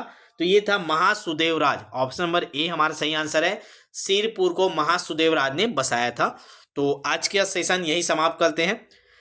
अगले सेशन में देखेंगे साइंस, आप लोग का डिमांड था कि साइंस के क्वेश्चन करा दीजिएगा करके, तो देखते हैं और बताइएगा और किसके क्वेश्चन आपको कराने हैं। कि इकाई 13 का भी देख लेते हैं, इकाई 13 भी है आपके सिलेबस में शैक्षणिक मुद्दे वाला, उससे संबंध में भी क्वेश्चन करा देते हैं। ठीक है, तो बने रहिएगा, मिलते हैं नेक्स्ट वीडियो में। तब तक ऑल द बेस्ट, चैनल को सब्सक्राइब करके रखिएगा और व्हाट्सएप बैच में आज ही जुड़ जाइएगा प्रैक्टिस के लिए। प्रैक्टिस बहुत जरूरी है, आप इतने दिन से तैयारी करें, अब तैयारी को एक सिस्टमेटिक वे दीजिए, क्वेश्चन प्रैक्टिस कीजिए ताकि आपको भी कॉन्फिडेंस आपका पता चल पाए। ठीक है, चलिए मिलते हैं नेक्स्ट वीडियो में, तब तक के लिए ऑल द बेस्ट।